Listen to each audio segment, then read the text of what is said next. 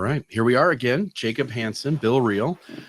We are doing, at least now we're in the second one, so I think we can say we're doing a series called Honest Conversations About Faith with the person there on the screen with me, Jacob Hansen, and myself, Bill Reel.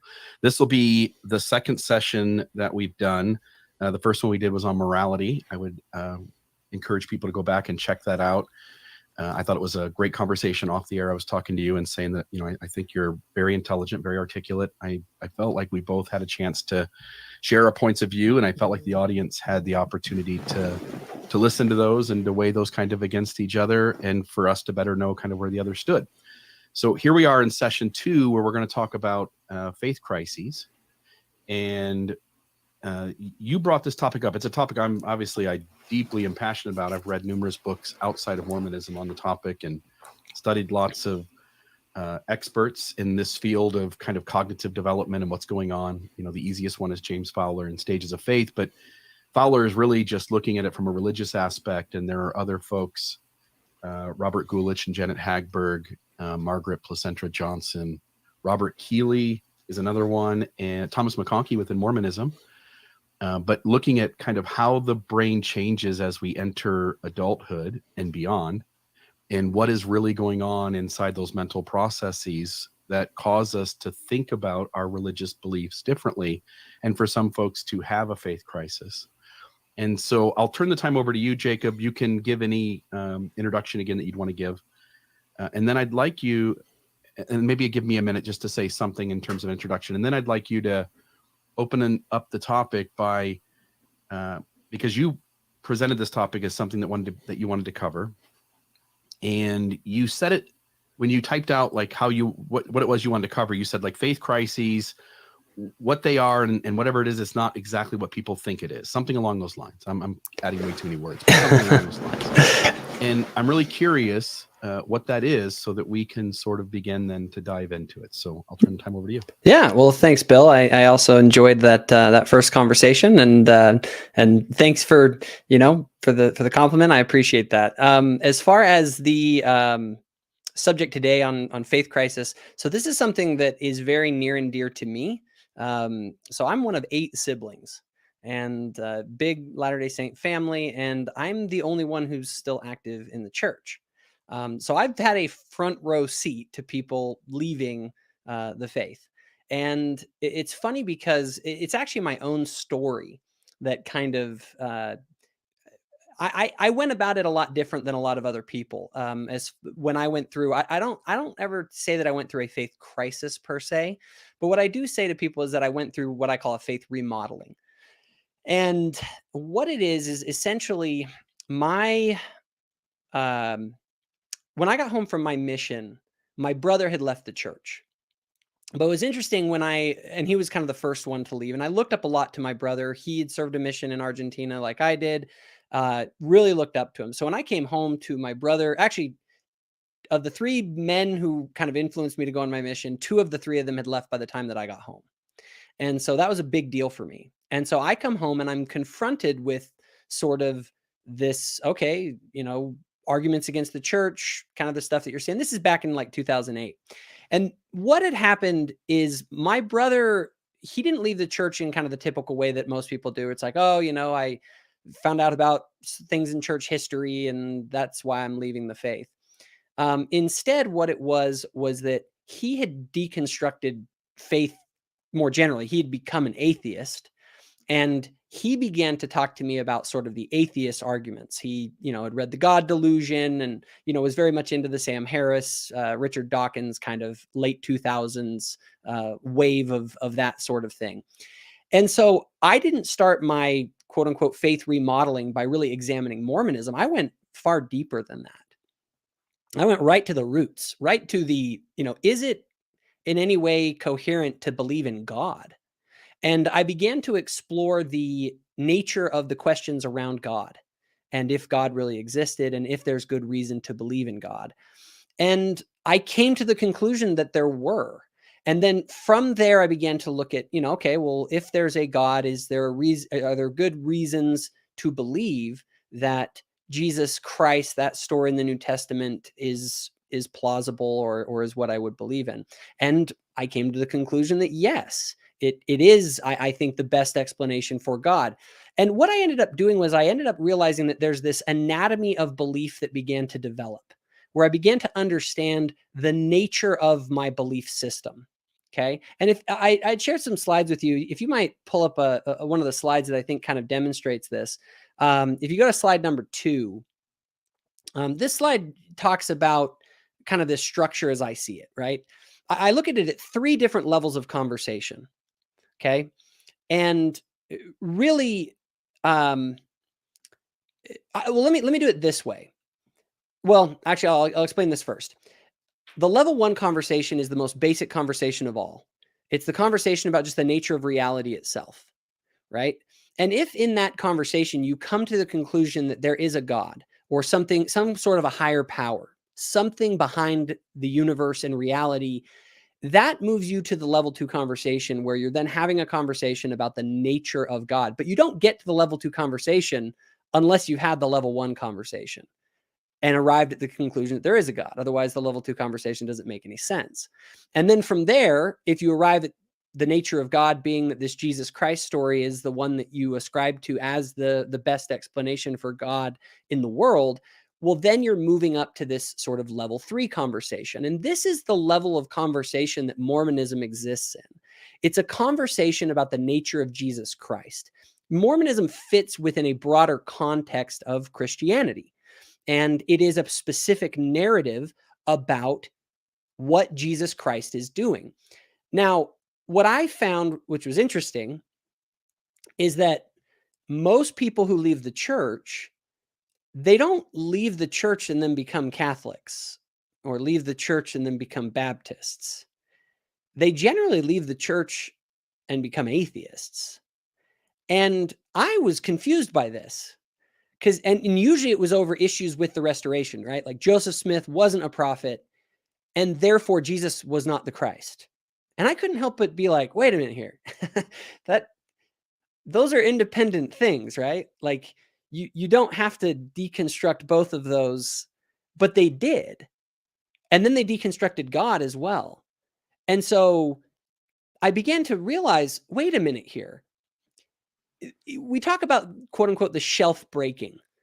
But I don't think we talk much about what the shelf is built on. Like the shelf exists on the premise that there is a God and that Jesus Christ was the savior of the world. And so I kind of find it unusual because in my mind, if I were to leave Mormonism, let's say that you, Bill, convinced me that Joseph Smith was not a prophet, he was a liar, I wouldn't lose my Christianity because my belief in Jesus is totally separate from my testimony of Jesus or of Joseph Smith as a prophet. And I would even say, even if I lost my faith that the Jesus Christ story was there, I have independent reasons that I would believe in God. And so a faith crisis, as I'm seeing it, as most people are experiencing, and this is what I mean why it isn't really about Mormonism per se. Okay. It's about a loss in faith generally, because we live in a society that has in many ways secularized to the degree that it's hostile towards the very idea of any sort of a belief in a higher power. And so people, and then there's this sort of deconstruction attitude that people have, and it breaks all this stuff down. And so if, and this isn't a small deal. Like, this is the other thing I want to say, like those who go through the dark night of the soul and that are truly torn to pieces by a faith crisis, like I don't say, oh, it's not that big of a deal. I'm like, no, it's a bigger deal than like anyone is even telling you. Because what you've done is you've taken the entire lens through which you see the world, and not just the Mormon lens. I'm talking about the Christian lens and the theist lens. And you start to go, what does any of this mean? And now all of a sudden you're trying to live your life, and you're trying to, and whether this is conscious or subconscious, you're trying to ground your values. You're trying to ground kind of what you think life is all about. And the lens that you had to look through it is totally broken. And so the psychological effect of not having a narrative to support the meaning of your life as you sink into nihilism is just unbelievably difficult for a person. And if you just continue to deconstruct, you're never going to, like, you're not going to relieve that feeling.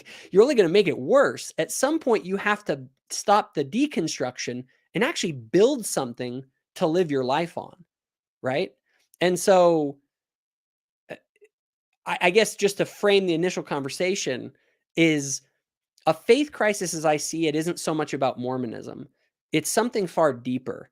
And I think when we get caught in the fact that we think that this is a quote unquote Mormon thing, maybe we're missing what's actually going on, and we're having a harder time actually finding relief to that dark night in the soul because we're not reconstructing anything. And at some point, you have to reconstruct something. Does that make sense? Yeah, I think I actually understand your point of view really well, and that was super helpful. This becomes difficult because my framing for everything you said is completely different. So I'm going to we'll just kind of go back and forth, I guess, maybe with some slides. Let me throw one up. So I don't frame this in terms of the pyramid you had. And I recognize, by the way, I agree with you. There is risk in deconstructing what you thought was reality and getting closer to what it really is. Again, my perspective, getting closer to what it really is in running into nihilism. That's a real threat. I couldn't disagree. I couldn't disagree with that. Like it really is real. Some people go that way. I don't think most people go that way, but I do think some do. My framing for this is much different. When I studied Fowler's stages of faith, I was really intrigued because it seemed like what Fowler was describing was what I was going through. And I started looking beyond Fowler to see if anybody was taking more of a macro view of it. And I ran across a really good book. It's called The Critical Journey by Robert Guelich and Janet Hagberg. Guelich is now passed away, but Hagberg, she's still alive. They've done a second edition of the book. It's a really great book to lay out. In fact, I can even just put it up here on the screen for folks to see. It's a really great book to lay out how our brain changes in early adulthood and beyond, where we start to change the way we think about the world.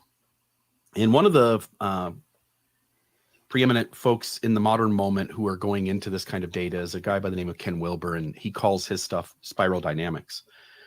But Fowler stages of faith is just dealing with like the religious deconstruction, exiting black and white thinking, leaving ethnocentricity.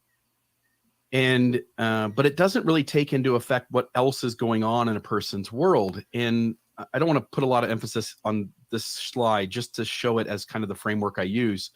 The very middle column, which is the widest one, it notes that at the very bottom level, we start off as impulsive babies. We are hungry, our diaper's a mess, something hurts, we cry.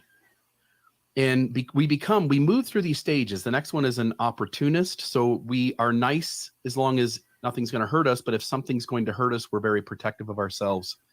And so we will bend the rules or cheat the system to make sure that we benefit and that we're okay and that we feel safe. And then there's these other stages. We move through being a diplomat or a conformist. This often happens in our younger stages in faith development. But we move into stages where we're the expert or the achiever. We often think that we've arrived in that moment. We think that we figured things out. We've got the answers to things. And what we don't realize is that the science behind cognitive development says there are numerous stages that come after these stages where we are uber confident that we figured things out and we have arrived.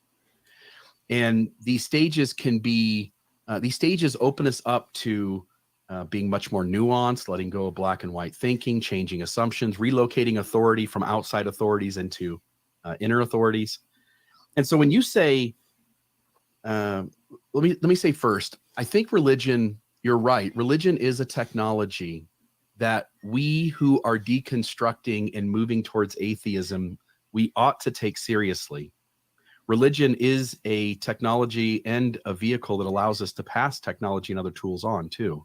So for instance, every religion has rituals, and some of those rituals call us to focus on how small we are in the world or how big we are in the world. And they help us to get together with our friends and family, our community. We ought not to diminish, no matter how unhealthy religion is, and I think it is generally, especially once somebody starts to break out of the box. I also deeply believe we ought to slow down and consider what things religion was created to pass on from generation to generation in society, because there's deep value. Could we just for a second, just for clarity's sake? Go ahead. Sure. I only want to press because you said like 5 or 6 things, and I want to make sure I address each of them. Yeah, them. no, that's fine. Yeah, that's fine. Go ahead. In terms of how I deconstructed, this idea of leaving Mormonism and then letting go of Jesus and then letting go of God. When I started to realize that the Mormon truth claims were all problematic, and it doesn't matter which one it is, they all rest on data that, again, my perspective across the board is more in favor of the critic. And so as I started to realize that Mormonism wasn't what it claimed to be, in my rational mind, whether rational or not, because obviously there are people who know the data points and there are some who believe, I think most people tend to move towards deconstruction and move in that direction rather than run into problems and come back. But there are people who come back. And there are people who go like, hey, I saw the problems and they don't bother me enough to do anything, to leave. Let me be specific, to leave. So when I deconstructed Mormonism, I recognized what kinds of things that particular system says in order to make the problems not a big deal. And I recognized that those mechanisms it used weren't real. In other words, Jonathan Streeter's covered this on Thoughts and Things and Stuff. He did an article called One Weird Trick to Solve Your Faith Crisis, and he discusses wood tools and steel tools. When I looked at Mormonism and realized it wasn't true, I then went off into Jesus, and I read Reza Aslan's Zealot. I read Reza Aslan's God. I read, and that was later on, the God one. I read several Bart Ehrman books. And what I realized was that, for instance, the 4 Gospels just can't be made to mesh. They just can't. They're 4 different authors with 4 different agendas. And if I try to take just a nativity story from Matthew and Luke, I can't make them collaborate each other. You have to really stretch the mind. And so I used the same tools I used to deconstruct Mormonism to deconstruct Christianity. And I love Jesus. Even after I let go of Jesus as a literal Messiah, I went on to do the podcast, Christ of Faith, the Mythical Jesus podcast. It's at christoffaith.org. And I went into the Jesus stories, deeply appreciative. And still to this day, I think of Jesus in my top 20 of figures who are nudging me into, as I got on the screen here, these deeper stages of development. And then I left Christ because I couldn't make the story mesh. I just no longer believed Jesus was the Messiah in the literal sense. I thought he was a good example. The story of Jesus, the Christ figure, was a good example to look to recognize what a deeper stage of development might look like, and to come back trying to nudge myself in that direction. But once I let go of Jesus, then I went to God, and I started reading things like Joseph Campbell and The Power of Myth, Sapiens by Yuval Harari, which we mentioned last time. And I just realized that human beings, in order to collaborate and be cohesive as a larger and larger tribe, had to create significant myth stories. And those myth stories had to locate the authority for the tribe outside of it. That way you've got the fair and ultimate rule maker. And once I saw what was going on, and I could see it in 1,000 religions before Christianity, and I could see the overlap in the ideas that Jesus was a Christ figure, and there were other Christ figures who had many of the same overlapping traits, characteristics, experiences. And then recognizing, like, all religions have created a God, and God is always favoring the religion, whichever one you pick that you're in that you believe is true. Mm-hmm. It just got to the point where I understood that everything is myth. All of it's myth. Mm-hmm. And I don't feel that leaving Mormonism was like this crazy jump to atheism. I felt like I spent years deconstructing all of it And it's really simple in my head to understand how I got there. And it felt very natural to let go of it little by little. And this framing that I follow what's on the screen very much says the same thing, that little by little, you let go of your literal belief and you let go of your outer authorities. And that seems to be the direction that human beings go as their cognitive development changes through adulthood. Okay. Yeah, and fair enough. I think one thing I was gonna look at is, you had mentioned about how the tools that you used to deconstruct Mormonism were the same tools that you then went on to use to deconstruct Christianity and then theism itself, right? Yeah. And I think that's, so just to, again, create clarity here, I think that's exactly right. The tools that we bring to the table is our epistemology. And I always say to people that epistemology is really where it all starts, because that's how you're going to decide what is real at all. And if you decide, if your epistemological presuppositions that you bring to the table are that only, like if you adopt a naturalistic materialism as sort of your a priori assumption for the way that you're going to view the world, you're going to come to very different conclusions, and it's going to completely take down any sort of religious faith claims. So that's a straw man, because that's not what I was doing. Oh, At the I'm time when I not was saying Yeah. that's what you did necessarily. I'm just Then let me just Oh, go ahead. let me clarify then, which is that I agree with you that some people do that. But what I'm saying is that I fully believed in Mormonism until I didn't. And then I fully believed in Christ until I didn't. And I didn't come to it wanting to explain it away a different way. The Christ story in the New Testament doesn't logically collaborate. Each of the books aren't cohesive with the others. And what I'm saying is that there is an epistemological lens that you're bringing to those stories that is the reason that it doesn't jive for you, where someone who's bringing a different set of epistemological tools to the story, maybe a Jordan Peterson, for instance, who doesn't use the same frame that I do, but that as an idealist, philosophically, sees the world not so much in terms of matter and material in motion, but in terms of ideas, and that mind is the most fundamental part of reality. So that my only point in saying this isn't necessarily to say anything particular about you. It's just to frame the exploration of any sort of a belief system that you're going to develop begins with an epistemological model that you bring to the table for how you determine if anything is true at all. And the reality is that I'm certain that you and I have a very different sort of epistemology that we bring to the table when it comes to discovering truth and what we consider as valid truth claims. If the New Testament, let's just take the New Testament for a moment. If the New Testament, the four Gospels don't mesh, yeah, you can come up with mental ways to work around that. But the trouble is now is everything's internal in your mind, that you don't really have anything that's trustable, concrete on paper, because the stories aren't going together. And hence, if I'm in a courtroom and there's a witness on the stand, and that witness's testimony contradicts at multiple places, it is rational for me to discount that witness and not to trust the story.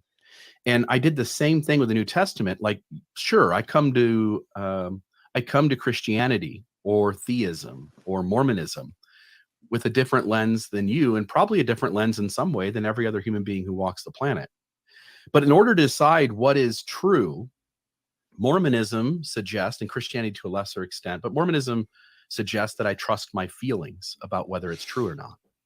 And my feelings have deceived me umpteen times, and I can also demonstrate that feelings have deceived the leaders. I would push back a little bit on that, at least for me personally. I don't look at my feelings per se in kind of a shallow sense as the ultimate barometer of truth per se. I think it's more sophisticated than that. But also the story meshing isn't how you have an ultimate barometer. You're right, but let me do this. In order to frame the way that I even approach belief at all, Okay, first of all, we can go and deconstruct everything by showing that no belief system per se doesn't have its errors that are in it, okay, or issues or contradictions, whether that be atheism or any other ones where you can make arguments on all different sides. But just to frame the entire conversation, because that's really the thing that I feel like if people get anything out of this conversation, it's I feel like there's a way to frame what's going on that's important. If you would go to the slideshow, I have my third slide on that slideshow. So what I want to do is let's just first of all recognize that we can drop all of the Mormon stuff. We're just two human beings here, Bill. You and I. All right? We're on this planet. We're alive, and we got to figure out like what in the heck is going on.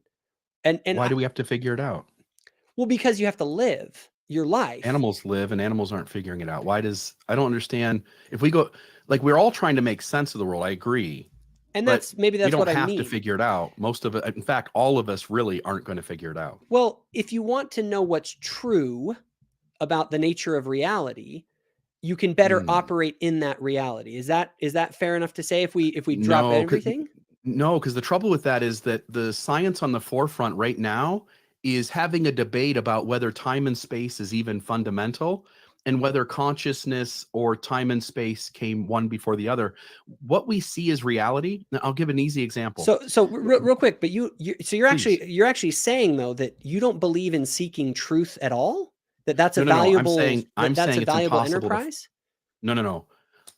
Because I've spent my life trying to do that. What I'm saying is any assumption that you're actually going to arrive at it is absurd. Is that true? The forefront of science says so, that even with your five senses, you're not seeing reality as it is. And I would actually agree with that. So what but here's what I'm saying though, is that I don't believe in perfect epistemological certainty about anything. Okay. I don't believe that exists. But does it exist? Let me put it this way. I don't believe in perfect epistemological certainty by reason. I don't believe you can rationally be certain of anything. Okay? Do you think feelings can get you further into what truth is? I believe that feelings play a role, that our emotions and our intuitions play a role in understanding what truth is. Now, there's an entire conversation we could have about epistemology. And if we want to have that as the next discussion, I'd be very happy to do so. But that's a very deep topic. And I have a very particular model on my channel called the collective witness model for understanding truth. It's a whole thing. So there's a lot to that. But what I want to say is this: if someone wants to seek the truth about reality, about the nature of reality, to come to the best approximation of what is true. Okay. Yeah. And that's the way I frame it. I don't frame it as that utilizing reason that you can come to know with perfect certainty. I don't believe rationality allows that. What I do believe though, is that you can come to realize that some propositions are more plausible than others. Correct? Like, yeah, I totally agree that some propositions are more logical or more likely than others. Absolutely. Sure. Absolutely. So as human beings, one of the things that we like in this, as I'm looking at this sort of thing, where you and I, Bill, can connect, I think, and have an actual interesting and productive conversation is at level 1.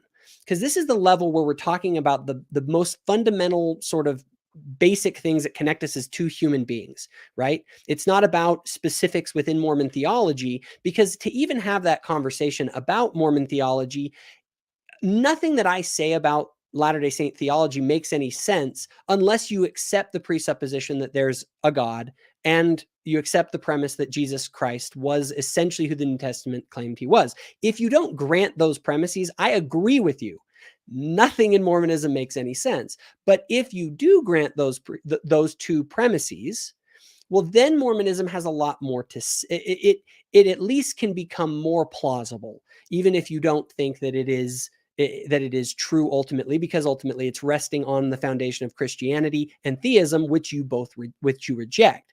But if you were to grant, like if you were to say right now, Jesus Christ of the New Testament, like that story is fundamentally true, well, then that changes the whole dynamic. You know what I mean? Like it changes the nature of the discussion. And so I like to meet people where they are. if you are in atheism, like, we can meet there and say, is there anything to be constructed beyond atheism? Right. And so as I'm looking at this diagram that I have here, there's kind of, there are binary possibilities. Either there is something we would call a God, some sort of a higher power, some mind, or something behind the universe, or there is not. Right. And you have chosen the there is not category. And Sort therefore, of. well, isn't it binary though? Isn't there either a God or there is not a God? God, but that depends on how you define God. If you're talking about a conscious being who is separate from all other life as we know it, who is consciously, intentionally outside of all other life, directing the affairs of the universe, then no, I wouldn't buy that. But if you said God is this interconnectedness between all of us that started 13.7 billion years ago, and it is all powerful, all knowing, and all present, because it's everywhere and in all of us, in everything, then I can get on board. Yeah, and I God would is say, its own tricky word. I would definitely say though that for the purpose of clarity in this conversation, I'm talking about the former, right? So in that the conscious sense, being separate from all of us out there directing the affairs of the universe. at least some sort of a mind behind the universe. Let's just say in the most basic sense. Yeah. And when you go down the route that there is no transcendent God of that type, you end up in this space where, for me, it's, most people don't want to end up in nihilism. So they go the route of a secular humanism. And that is ultimately, I would say, that's where you arrive. If I were to say, where did you arrive on this map that we're looking at?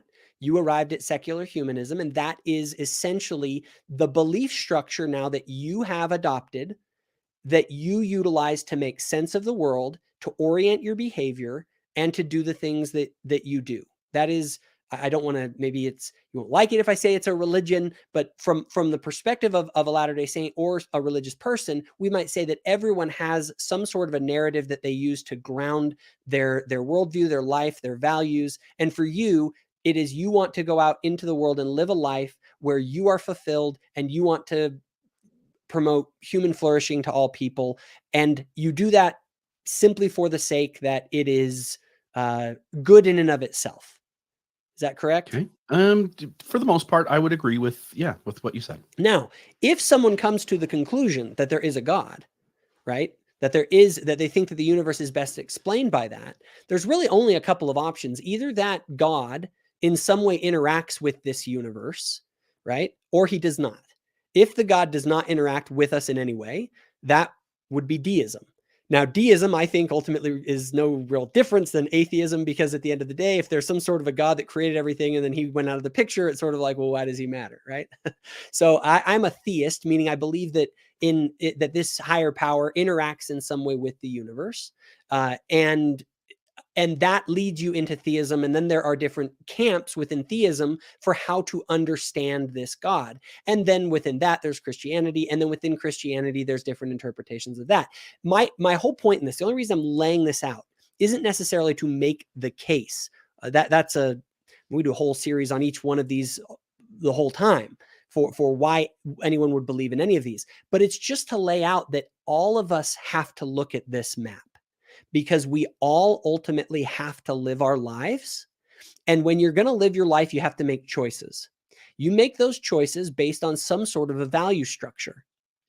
So your value structure, if you want to not feel ridiculous cognitive dissonance about your behavior and your behavior, you have to both have a value structure, and you have to have a narrative that supports that value structure is more than just the arbitrary whims of chance. And that creates, and so that's the construction part. If all we do is deconstruct, then you end up in nihilism. And frankly, my personal perspective is that the real interesting conversation has with people, not when I ask, what do you not believe in, but when I ask them, what do they believe in and why? And what I've found is that I have a very hard time, because I don't find the idea that there is no God compelling. Atheism, I don't find it compelling at all.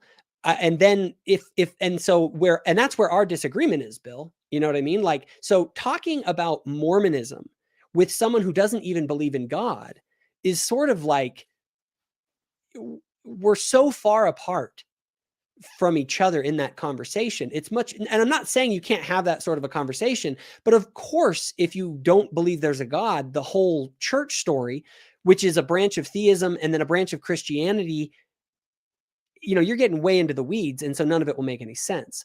And so again, I'm not here trying to necessarily make my case for why I think my map is the right one.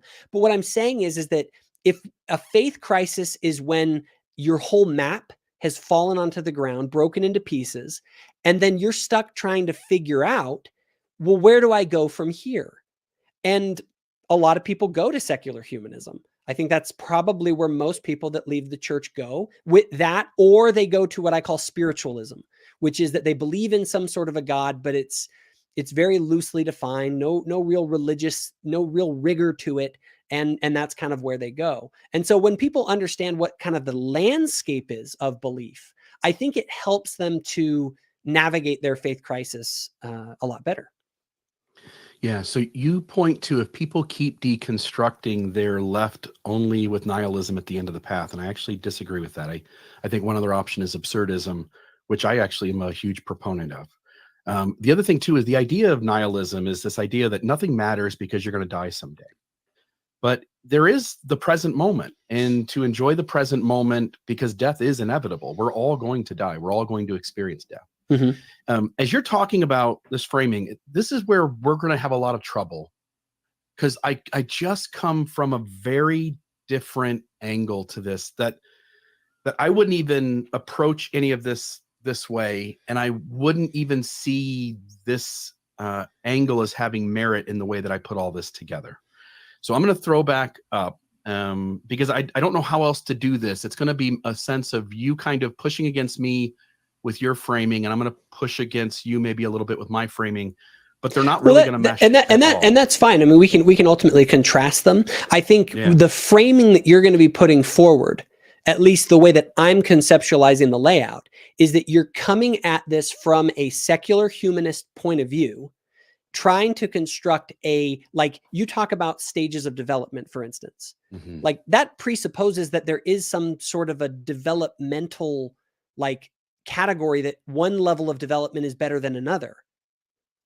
And no, it doesn't. None of these stages are better than another, but there is a forward progression. You can't skip stages, and you will start in a lower stage, and human beings that are the wisest among us do move through stages to a higher stage. And I can't declassify them as higher and lower, but better or worse, I absolutely wouldn't ascribe to. But do you behave as though certain types of behavior of people and certain types of stages of development are worse and less healthy than others?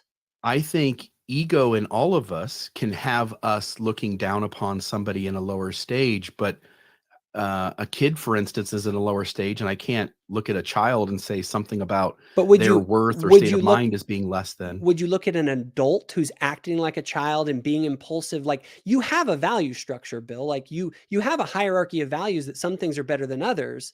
And certainly within a secular humanist framework, you're trying to provide a justification for why your value structure is the way that it is. Because if it's all arbitrary and you don't have any value structure at all, well then, like, I don't even know, like, there's no up, there's no down, there just is what is. No, you're misrepresenting me. So in my point of view, human beings are where they are. And we can give people tools, and we can give people insights, and we can give people things that would nudge them to move into a higher stage. But so you said, use the word higher. You're implying that some way of being is better than another. I'm not, actually. I'm talking about two different things. Again, notice that there are stages at the bottom and there are stages at the top. There are stages higher than other stages, but stages better or worse is a completely different conversation. And so I don't know what the obstacle here is for you, but in these stages of development, it is absolutely true that children start off at the lower stage, And as they grow older, most children move through certain stages moving up. Most human beings plateau somewhere around the diplomat, expert, achiever stage. And then there is a much smaller section of human beings who move deep into deeper stages of development.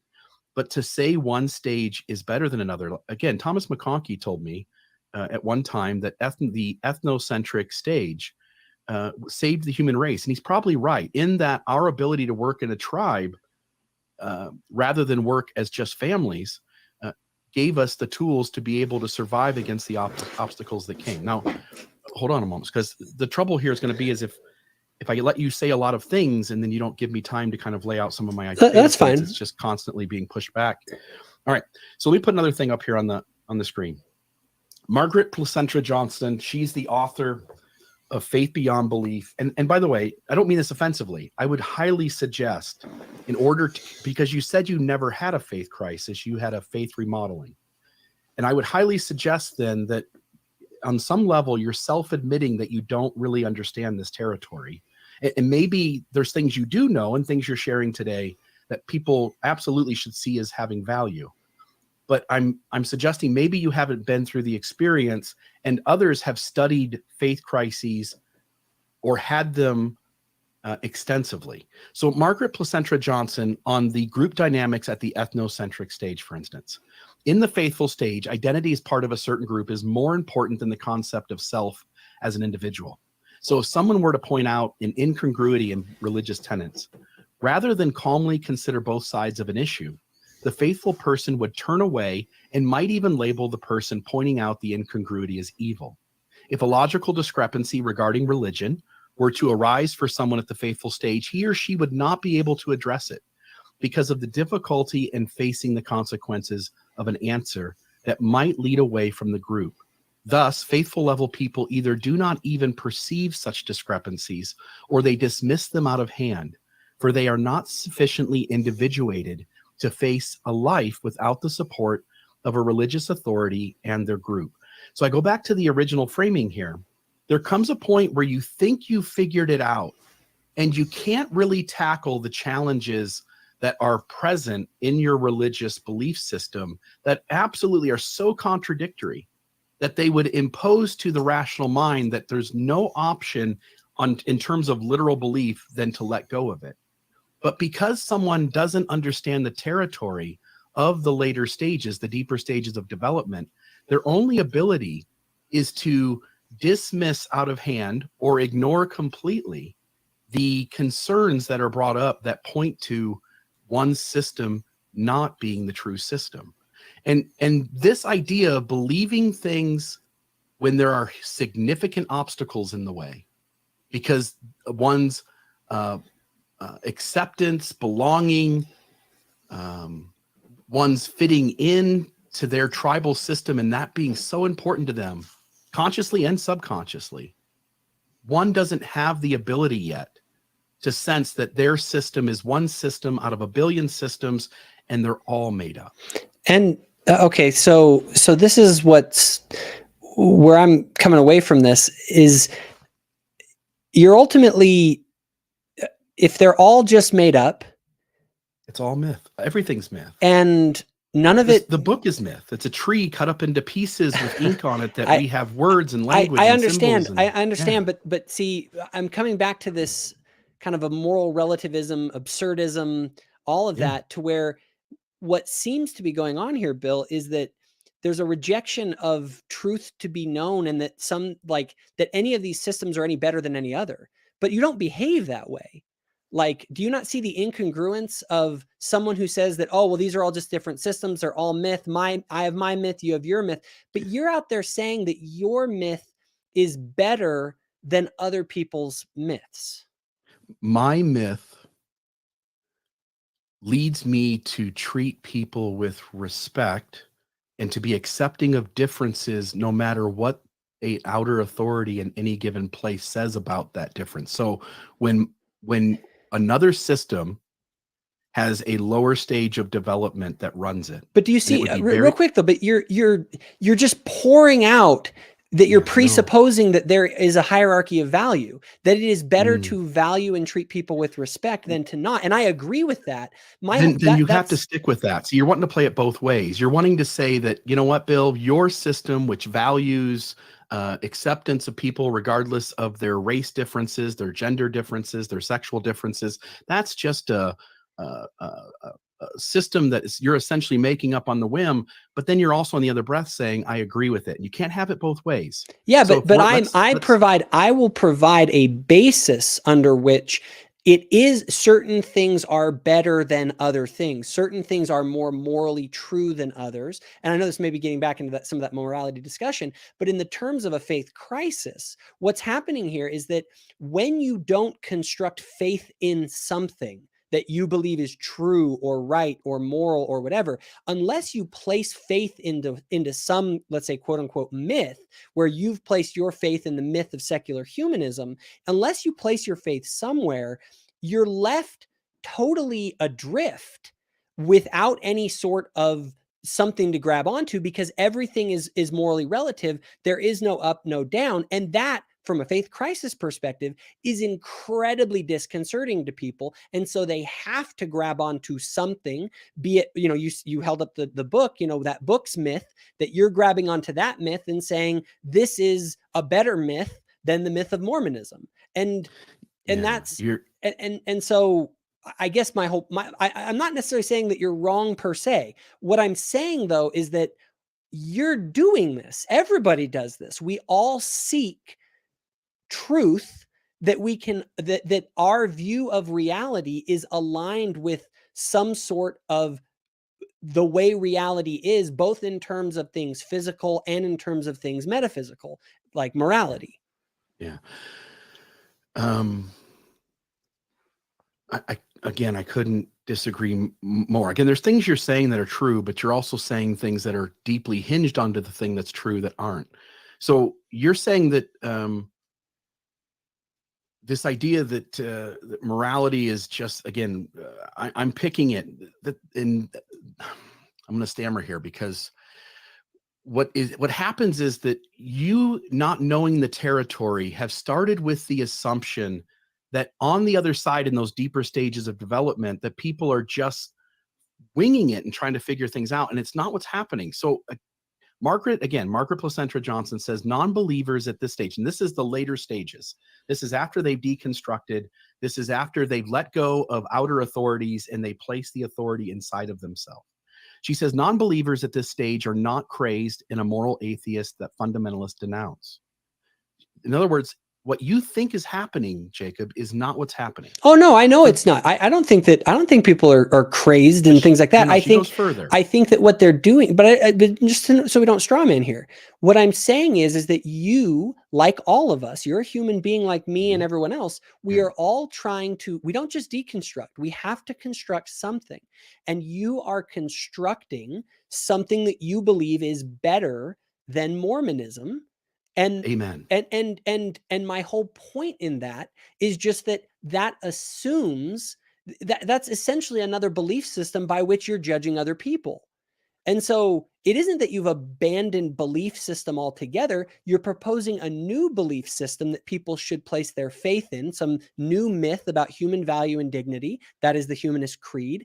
And that should be their new way to guide their behavior in the world. And so again, I'm not saying that's wrong. What I'm saying is, you said you agree with it.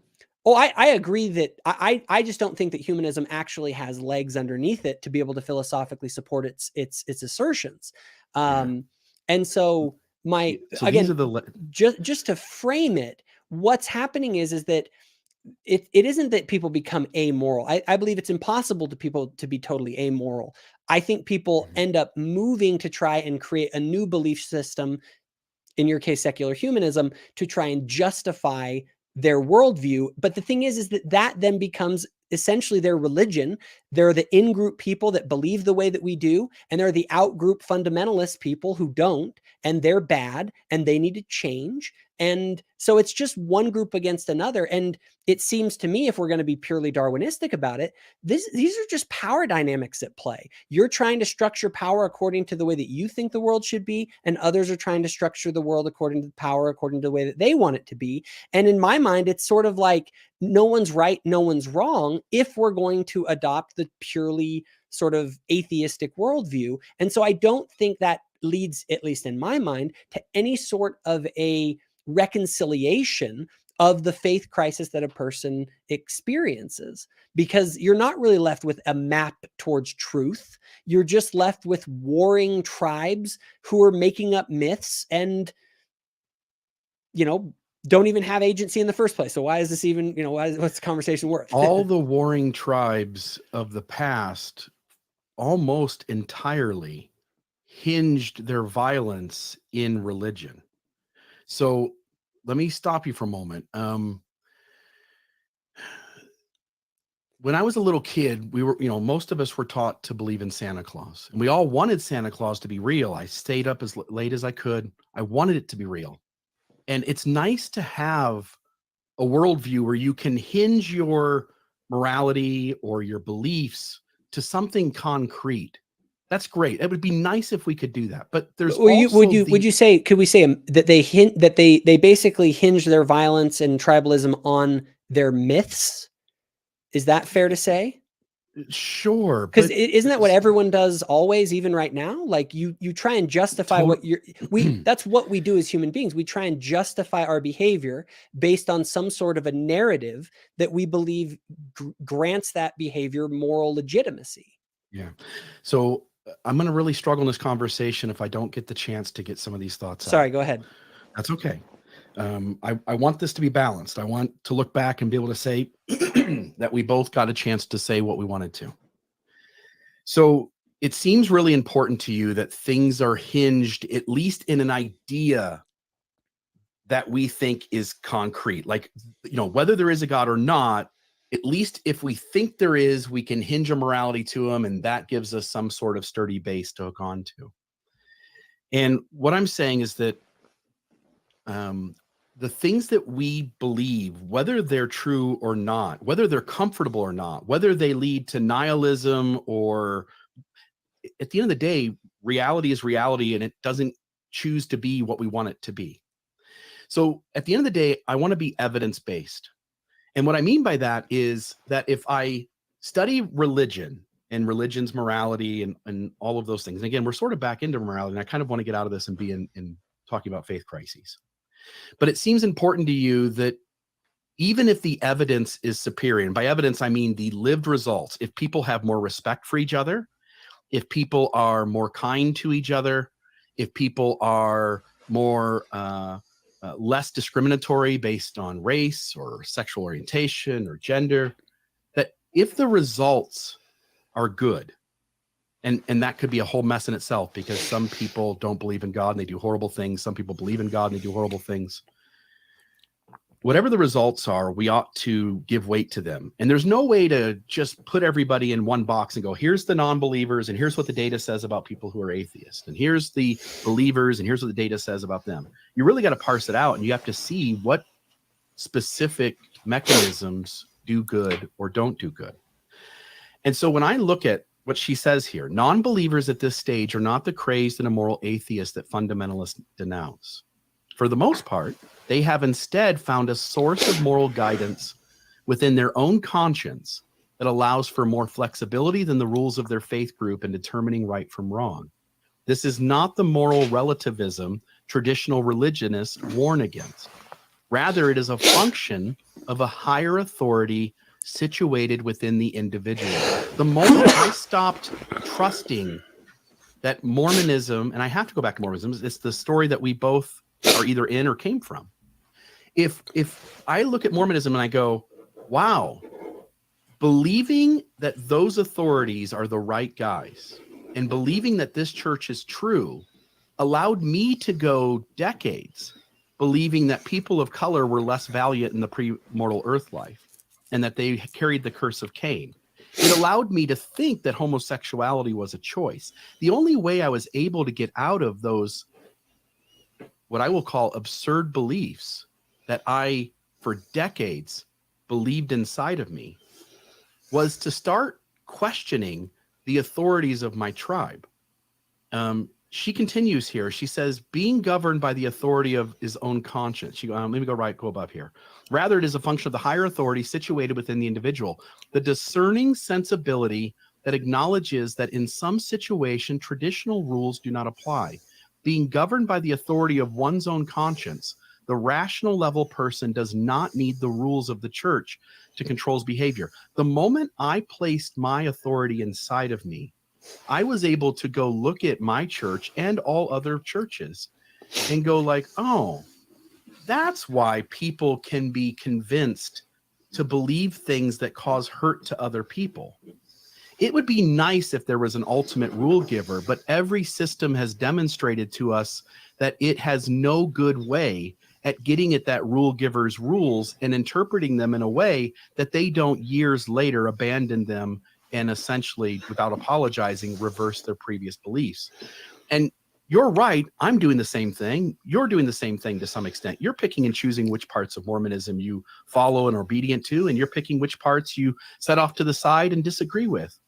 But I think human beings do better when they're given tools and given the ability to trust their own inner conscience, rather than doing groupthink and following somebody who tells them, trust me, I'm obtaining the voice of God. You need not worry about what you're doing. Elder Oaks, for instance, saying that if you get a revelation that's different than us, then you can know your revelation's not coming from the right source. And that's ridiculous, because we can show Elder Oaks' own theology has turned up to be wrong years later.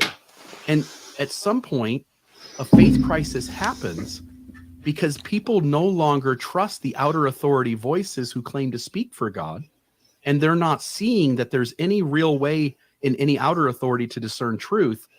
And it's not that they have the perfect insights to do it, but that they can do it better. Okay. So first, the idea of internal authority, and that kind of ranking as supreme, would you say that your internal moral kind of sentiments is ultimately what should guide a person always? I'm saying that the guru is inside of you. Is that good advice to give someone like Hitler per se?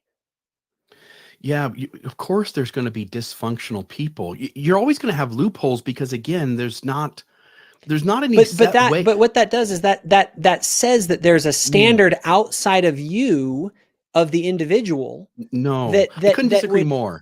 But the thing is if Hitler, ultimately we don't want Hitler to just follow his heart, as it were, then that would say that there is something called moral truth that exists outside of the individual that he would need to sort of conform to. And and there's a standard by which we would judge if a person's actions are, good. If you embrace sort of the Rousseauian view of the world, that human beings are internal, they're inherently good, and therefore, if you just leave them alone and tell them to follow their hearts, that the world will get better and better.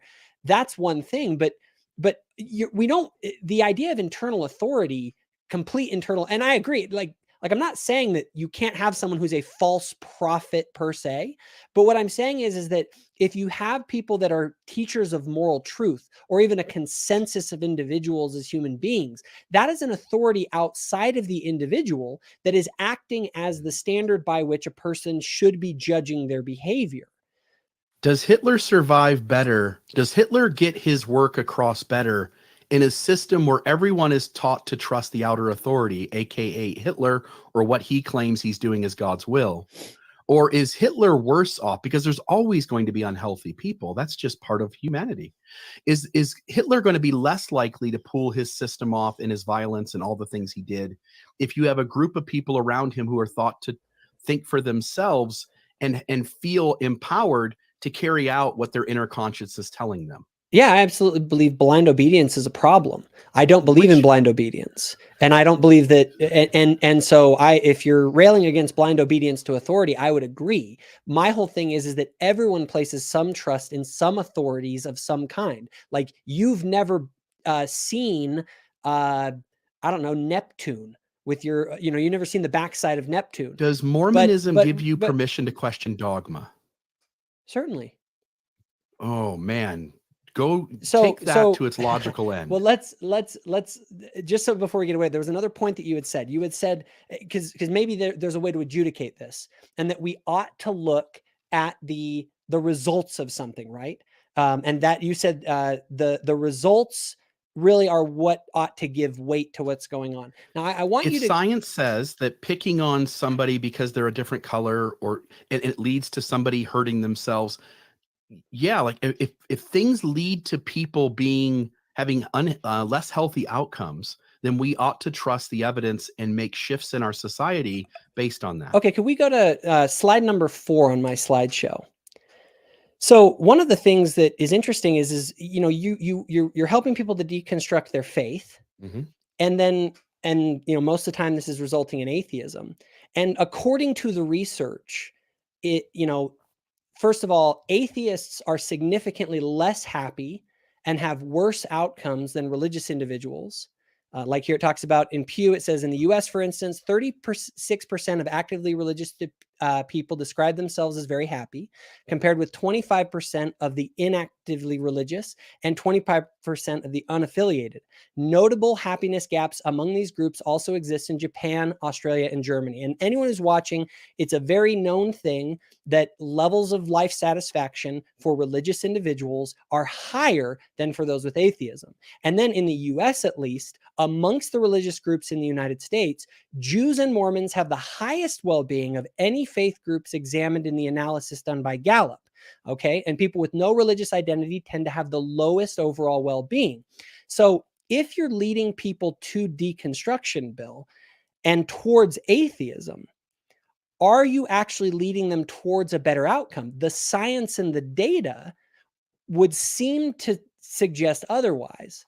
And that's something that, there's a lot of people out there, even atheists, who say, look, I'm not going to really mess with people's religion because at the end of the day, it helps provide social cohesion. It's a useful technology, as you had said. So I'm not going to mess with it. I'm not going to go out there and tell people to deconstruct. And in this case in particular, according to the research, not only are you attacking religious belief, you're attacking the religion in the United States that seems to be producing the highest levels of well-being of any religious group. And so it's like, man, Bill, if there's a target to going after the Mormons who tend to produce so much good outcomes for people by the data, it's like, man, and I'm not saying that there aren't things that maybe could be critiqued here and there and things where we go off the rails, and I'll critique things that we do as a people, and we're not perfect, but like this overall thing that Mormonism is unhealthy when Mormonism produces the highest well-being of any faith group, it's kind of like, whoa, like, is this the right target? Oh, you're muted, Bill. You're muted. Oh, there you go. Yeah, no sweat. So the trouble is you're splitting people into these groups here, and there's a lot of other reasons for why. And the other thing too is go back to the original framing. How many of these folks actually did deconstruction? You're putting deconstruction effects at the top. That's not really what's going on. You're taking people who go to church, believe in God, versus people who don't go to church but believe in God, versus people who don't go to church and don't believe in God. And those three groups can be split into lots of different categories. And I would argue that folks who spend the time to deconstruct their religious system, namely Mormonism, because that's the one I have experience in. We did a survey down here in Southern Utah where we asked folks who had deconstructed Mormonism whether they were happier or not. And it was like 93% reported being as happy or happier than when they were believing. But I think the same problem occurs with that data that occurs with yours, which is that Mormons are taught to present themselves as happy. And to some degree, my wife and I would tell you that there were times 10 or 15 years ago, we were all in, that if you asked us if we were happy, we would have said yes.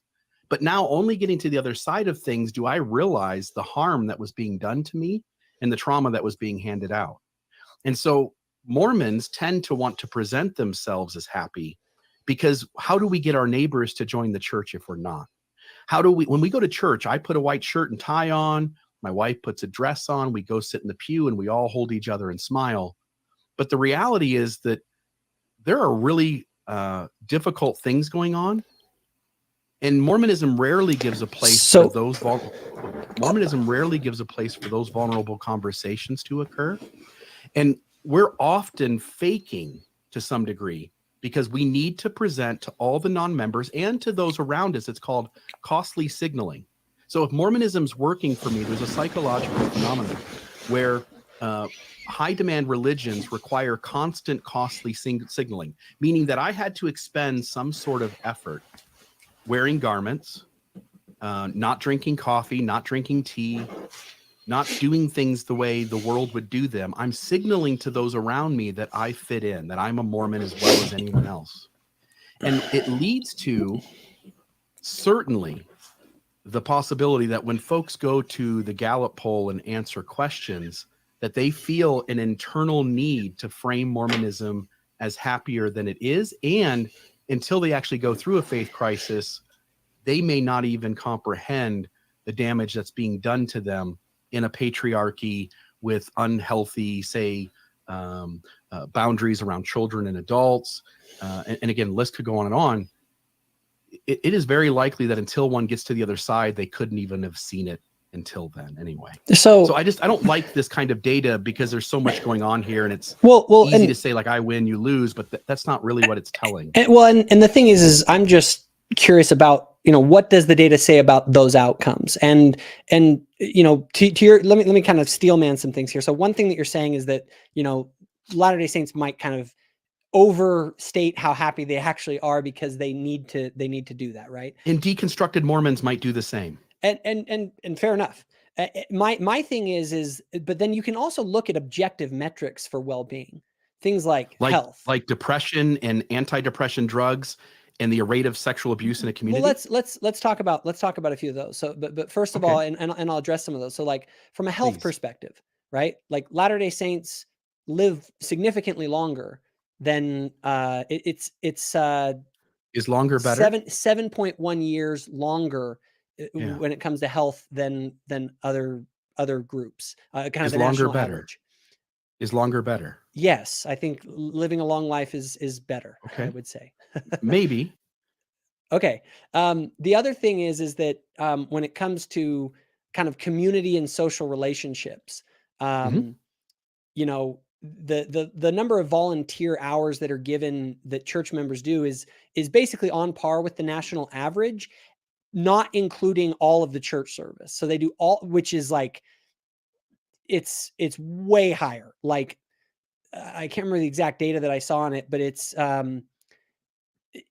significantly higher than the national average if you include the church service. And if you take away the church service, it's basically on par. And that is those kind of social giving and social involvement in their community is something that Latter-day Saints are well known for. Okay. And then you have, on top of that, we could go to the metric of financial stability, right? Like this isn't something you can just fake. Latter-day Saints are more likely than the general population to be in the middle class than to be in lower income levels. When it comes to education, Latter-day Saints actually have been shown, which is contrary to other groups, the more education you have in other faiths oftentimes leads to lower levels of religiosity, where in the church, you're actually more likely to be, the more education you have, the more likely you are to be active in the church. And then when it comes to things like suicide and like depression rates, all that kind of stuff. So one thing that Latter-day Saints do that they don't take into the data is the fact that Latter-day Saints don't self-medicate.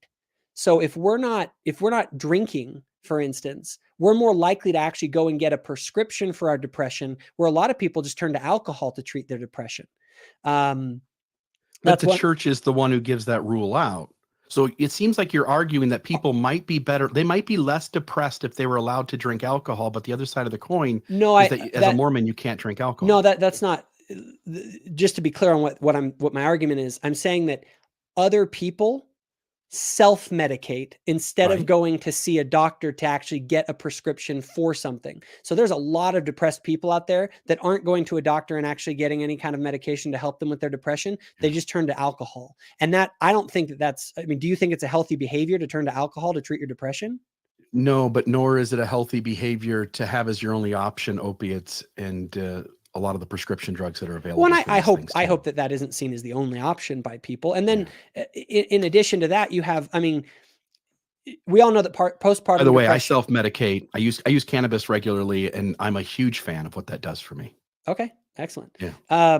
So another thing is that Latter-day Saint women tend to have more children, and postpartum depression is just, if you have two populations and one of them is having more babies than the other population, you're likely to have higher rates of postpartum depression simply because of the numbers, right? And postpartum depression isn't anyone's fault. It's just something that happens with pregnancy. And so would you expect for a population that's having more children to have the same levels of postpartum depression and the medications that go along with that as a population that doesn't?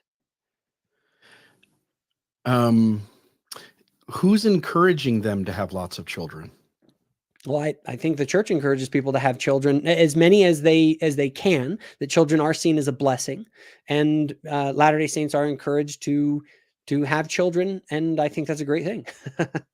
I have 4 kids, and I wouldn't give them up. I think, I totally. I hear you say that, but I would also want to stand behind every person's individual right to decide how many children they have without any peer pressure from the religious system telling them to multiply and replenish the earth. And hence, lots of people would have made a very different decision about how many children they had, and perhaps maybe would have suffered less depression. Now, again, the whole thing. Well, is, if I've never heard someone say, "Man, I wish I didn't have that last child that I have." They really are. I wish I would have not had any children because I wasn't equipped to do it. I was a horrible dad at times and a horrible husband at times because I was overstressed by the number of kids. Again, I love all 4 of my children; they're amazing. But you do wish that you didn't have them. If you go back in time, Jacob, and you make different choices, you have no idea what the outcome of those choices are, right? Like you're living in a different reality.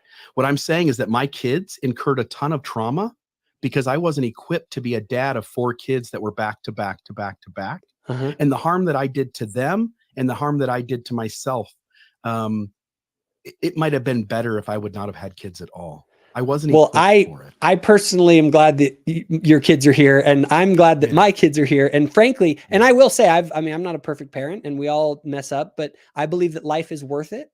And I believe that we can learn through these things, and we can come. Life is worth it for some human beings. Some human beings live in absolute misery. Some human beings live in, you get to go like, oh, like 97% of people are good. So let's bring 100 people in, and let's not worry about the 3 that are, bedridden or have difficulties and challenges, that they're miserable.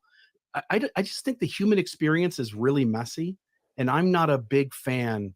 I'm not a big fan of just saying like, hey, here's my experience, and hence everyone else should go in line with. Well, and the church's official stance is that it is up to the couple to decide how many children they can have. But children, a lot of pressure. Well, was a lot of pressure. There is a culture that values children and to have a family, and I don't necessarily see that as a problem if we want to continue our human civilization. You have to have at least you have to have more than 2 children per couple in order to continue the human population and to continue the human race. If you don't, the human race, I mean, it's just math. Like if you're only having 1 child per couple, we eventually go extinct. No, but we could diminish it for a long time and the planet would be better off. Well, I think that's a separate discussion. We can talk about that, but okay. I guess. Hold on. Oh, go ahead. Again, yeah, you go ahead. Again, we're spending a lot of time with you kind of advocating your point of view. That's fine. And I'd like to be able to get back into some of the things I wanted to share too. Yeah, absolutely. Okay. So for me, faith crises are a matter of in your own head. You can no longer believe in the things that you used to. And so it's easy in Mormonism and in other religions, there's this wood tool known as just have faith, just believe, just choose to believe. But if I said like believe in leprechauns or believe in unicorns, you intrinsically know that you can't get there because you know that it's absurd. But when you grow up in a religion and you have this, you're born into it, you're inoculated by it, you sing songs of follow the prophet, and and you have the music and the talks and the lessons. All of it says you're the chosen one in the chosen church, and you've got this great destiny ahead. Mm-hmm. And what happens for people is they get to a point where they can't make it work anymore. Like they know their system's telling them these things, but they just don't buy it. And so I want to go into a couple other here little slides. Let me put this up. That's a different one. Let's go to number 3 or 4 here. Belief and obedience. Robert Keeley on the location of authority. Whether they are teens or adults, folks at the ethnocentric stage find their source of authority for their faith is primarily located outside themselves. I started off as a child trusting my parents. My parents looked like they had life figured out. What I came to learn over decades was that my parents were deeply dysfunctional, but because I was raised in it, I couldn't see it until I had enough experience outside of my home to sense how other humans do life. And the same thing happens in church. When you grow up Mormon, you are taught to think of everything that system does as legitimate and right. So when it tells you that gay people are bad, when it tells you that that women have a certain role that is this way in patriarchy, when Mormonism tells you that people of color were cursed, I don't have any ability to challenge that, and I automatically assume that my church is telling me the truth. Folks at the ethnocentric stage find their source of authority for their faith primarily located outside themselves. Some religious leaders who see themselves as having God-given authority over their flock may structure their church in a synthetic conventional mode. This is characterized by conformity to authority and the religious development of personal identity. Any conflicts with one belief are ignored at this stage due to the fear of threat from inconsistencies, depending on their followers to do pretty much what they say. Let me share another one here. On obedience and literalness, the faithful person has a tendency to hold a literal view of God and of scriptural text. His God is external to him and judges his actions. In general, a faithful person is less regulating than those at later stages. So he really needs to follow church rules to the letter. He cannot imagine how anyone could behave with integrity without the threat of punishment, whether by authorities here on earth or by a judgmental Father God. The faithful person is pre-critical in that her faith has never been examined in an open-ended, objective manner. Perhaps because her preacher has suggested it, the faithful person often holds an ethnocentric worldview where only my church is right. And again, I know Mormonism says, oh, there's truth everywhere. But at the end of the day, it significantly diminishes other churches by saying it's the one and only true and living church with which the Lord's well pleased. And so when folks, for me, faith crises are a matter of losing your trust in the authorities of your tribe. And that happens when you see people not treated appropriately. I don't trust, nor do many, trust Mormonism to get it right when it comes to treating people fairly. People of color, women, LGBT folks.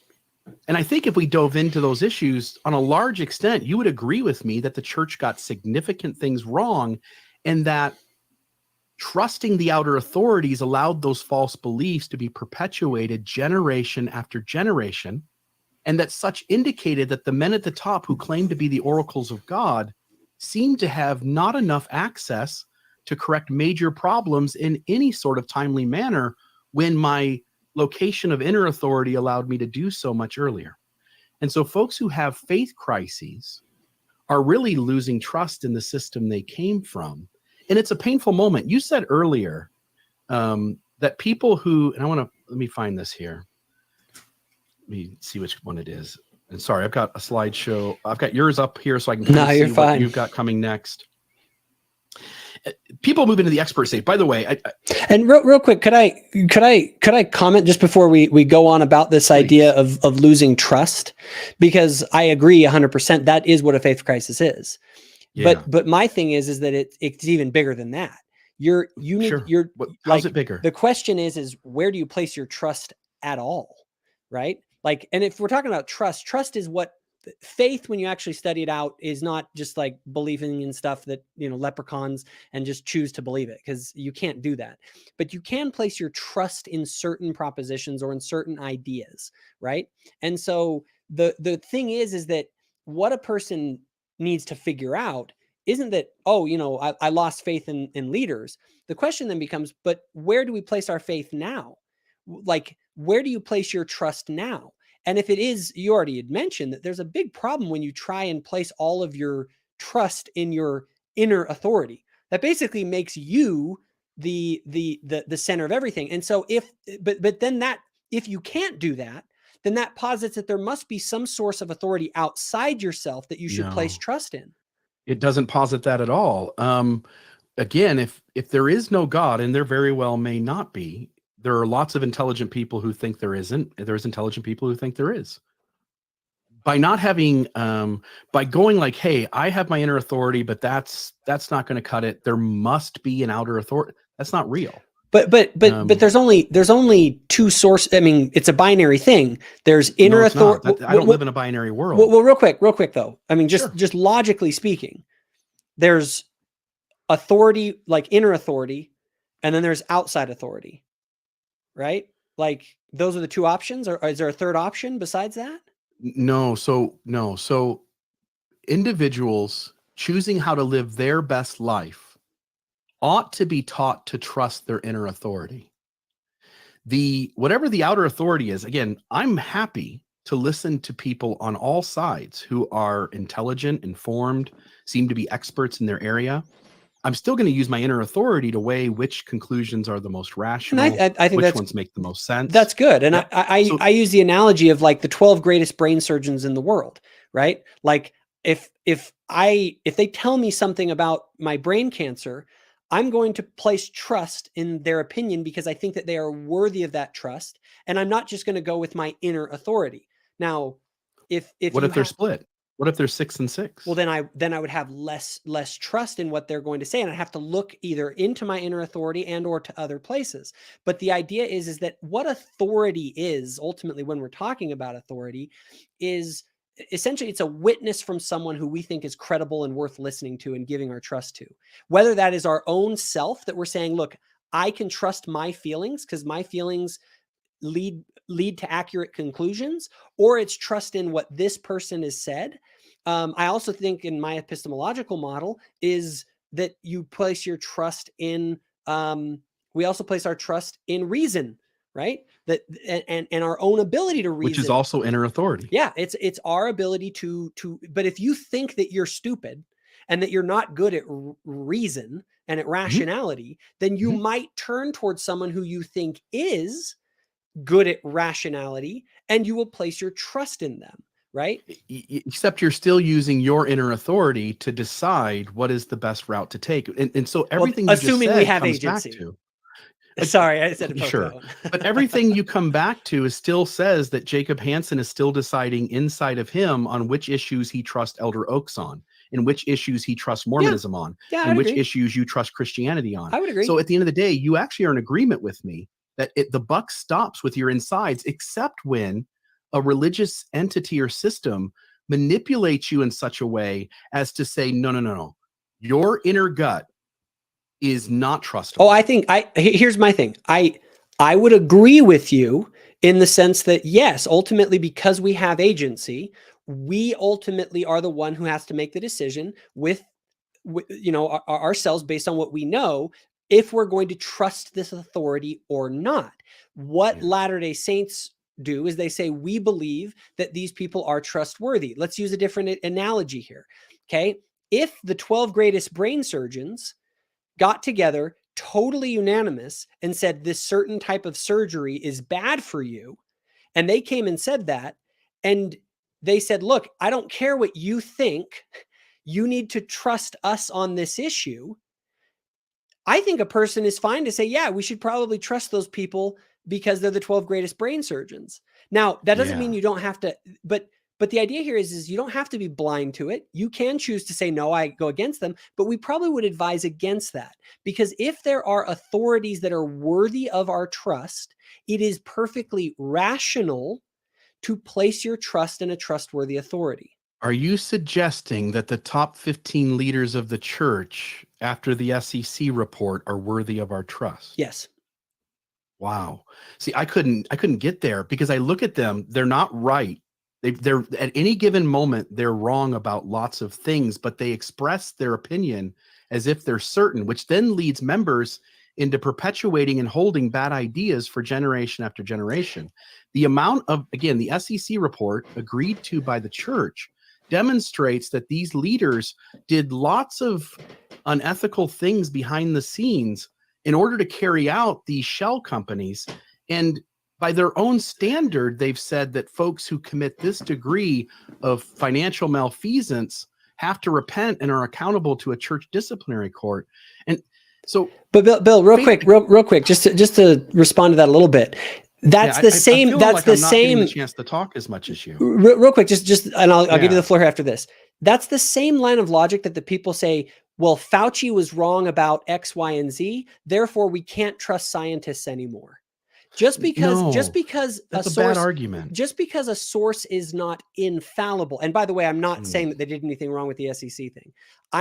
What I am saying though, is that just because a source is fallible and can be mistaken does not mean it is not trustworthy and worthy of our serious consideration and trust.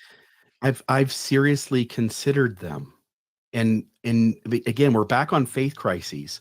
Everyone who had a faith crisis on some level lost trust in the thing they had a faith crisis over. Agreed.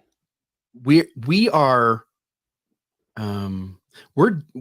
discounting people when we act as if their issues of trust shouldn't be taken seriously. And so when should we take seriously the guys who are the COVID denier people? We should take seriously any issue that is important, and we should consider all sides of an issue. And it's only when we consider all sides of an issue are we going to have any ability to be equipped to tackle that issue in a way that's successful. So if you only listen to one side of information, which one system really likes us to do, if we only consider one side of information, we're in an echo chamber. And I'm not a fan of that. I'm saying go take Mormonism's claims and go read them and study them, study the historical context, go look at all the things that would need to add up for Mormonism to be true, go see all the things that the church leaders got wrong. The folks who ran into a faith crisis, in doing that, they came to a spot where they said, this doesn't hold up. These guys claim to talk to God, but they don't seem any better at it than my next door neighbor down the street. And maybe they're even worse. But what about if you're going to claim that, the outcomes, I would say, show something very different. When it comes to living a life that leads to prosperity and happiness and longer life and all that. Hold on. I would say that they lead people, and I don't mean just these 15 that are living. I mean the entire prophetic witness throughout the Judeo-Christian tradition has produced the greatest thing the world has, the greatest values that the world has come through that system. And so from an outcomes perspective, I say there's something to what the Bible says, something to what scripture says, something to what the leaders of the church are now saying. Like, that's how I arrived from atheism to theism to Christianity to where I am, was actually by looking at the outcomes. If we then take that data and go look at the outcomes of other groups, let's go look at the Buddhists, let's go look at the Hindus. If we find a group whose data is better, now you're ready to jump ship. Absolutely. If you could find me something that is more true than my own, that's internal up here. There's no litmus test for that. Truth is something that I believe is objective. And so any we wouldn't system, be if it was. Truth isn't objective. People are disagreeing all the time, like you and I are right now. That you're making a claim it's objective. But you make objective truth claims all the time. I would have to tackle each one of those on their own. There may be, like, you would say that racism is wrong objectively. Like, I would say racism is wrong objectively. See, that's an objective truth claim. So that presupposes that there is actually an objective truth. Or you can say that the Mormon church, like Joseph Smith was not a prophet. He did not see God in Jesus Christ. That is an objective truth claim that you're making. So you believe in objective truth. Yeah, but I don't believe you can decide which system has the most objective truth. That's not objective. Can you say that Mormonism has less objective truth than secular humanism? No, but I can say Mormonism gets so much wrong and causes so much harm that it couldn't possibly be true. And that is objectively true, what you just said. It's my opinion. But are any opinions more close to the truth than others? I can tell you that more systems are further away from goodness and well-being. And is that the standard? Is that but is that the your well? I'm trying to understand. I'm trying to understand here, because if you don't believe that there is any objective truth, you lose the ability to say that any opinion is better or worse, because it can't. That's there's the cool no thing about standard by opinions. which. No, that's the cool thing about opinions, is we all get to have them. And just because you say that your ideas are based in objective truth doesn't make such true. And in fact, numerous people would disagree with and you. I agree that just because you say that it's true doesn't mean that it is true. But I'm asking a more fundamental question of if there's any truth at all. And taking this back to the faith crisis thing, that's sort of, it's all myth. No, there is no, it's all myth.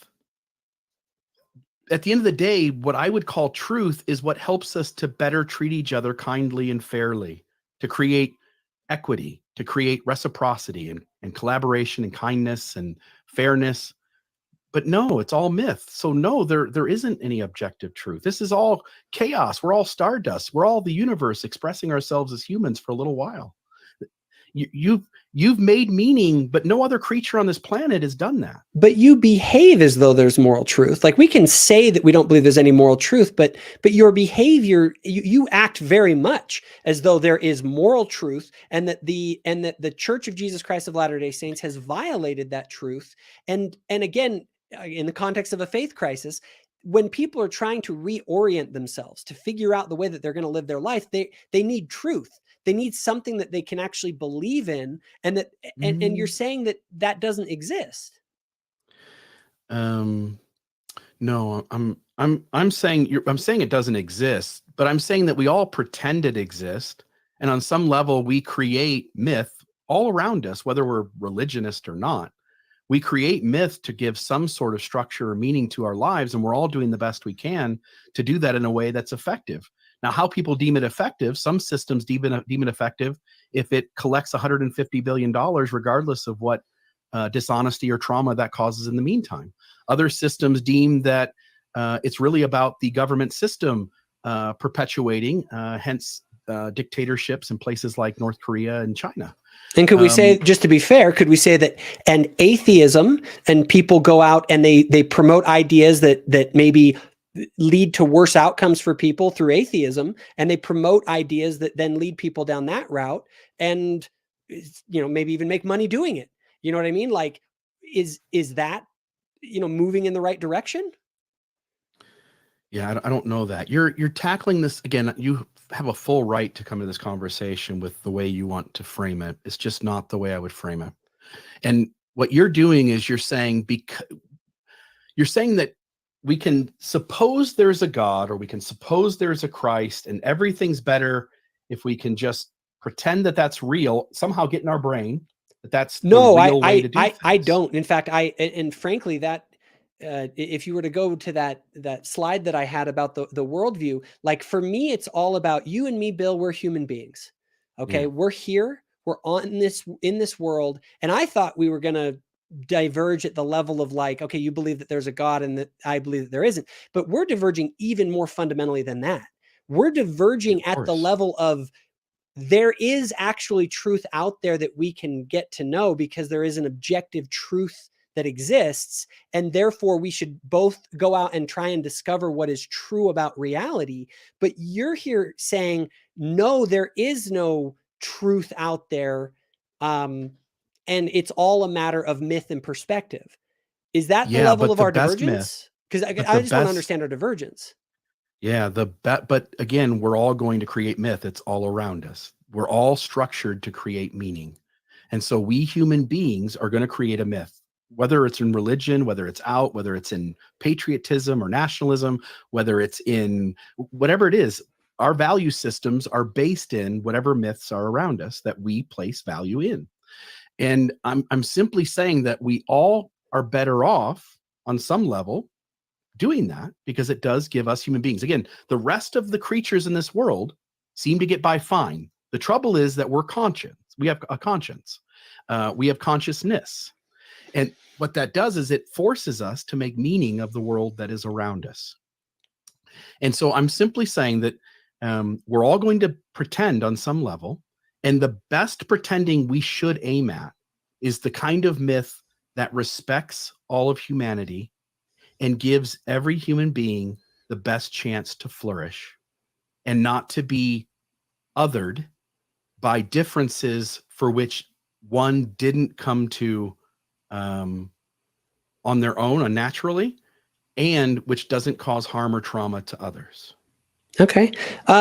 And so one of the things that I think is interesting with people is to, again, you and I obviously have very, very, very different worldviews. And I like to try and understand like where that divergence happens. If you could real quick, just on that slideshow that I have on slide number 3, I just wanted to pull this up because I honestly thought we were going to be at a different place in this. I thought, because like level 1, if I were even to go even farther back, if I could go farther to the left on this graph. Did you create this, or is this something out there somewhere? I created it. So what makes your structure real and true, and it's the thing we should base this on? So like, how is your perspective better than the experts who have dove into faith crisis and the people who have had one?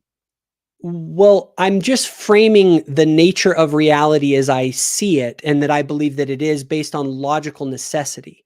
So one of the things is, but that's almost what I'm saying. It's like you and I, Bill, we diverge even farther to the left of this, to where we're even describing if there is a truth. Who creates the territory for the left of this?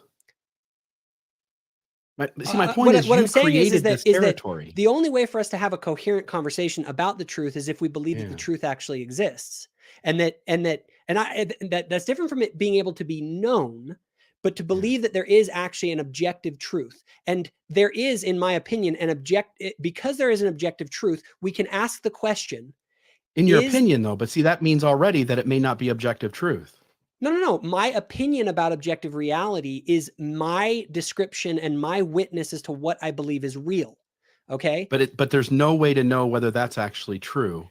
I Hence could why I could lots say of people disagree with your point of view from all kinds of angles. Yes, but Bill, I would say, you already said that you would say that there is no God, and that you believe that it is, that in reality there is nothing like what I describe as a God. And that is a truth claim that you're making that is contrary to the truth claim that I'm making, right? But the thing is, the only way we can adjudicate that question is if there is truth. If there is a right or wrong answer to the question, is there a God? I disagree. I think what we could do is the two of us could have a conversation on faith crises. We could present our best understanding of what's going on there and how to best help people. See, part of the problem is that we're talking about this inside a Mormon perspective. And the reality is that people are having faith crises about Scientology, about Methodism, about the Amish, about Hinduism. I would say they're having even more of those than in Mormonism. Mormonism's attrition rate compared to other religions is actually much smaller. And whether true or not, I would disagree with you. I don't know the data there. The church won't share its numbers. But whether that's true or not, it has no impact on what's real and what isn't. But see, the thing is you're positing that there's a reality out there about what is actually true in relation to that.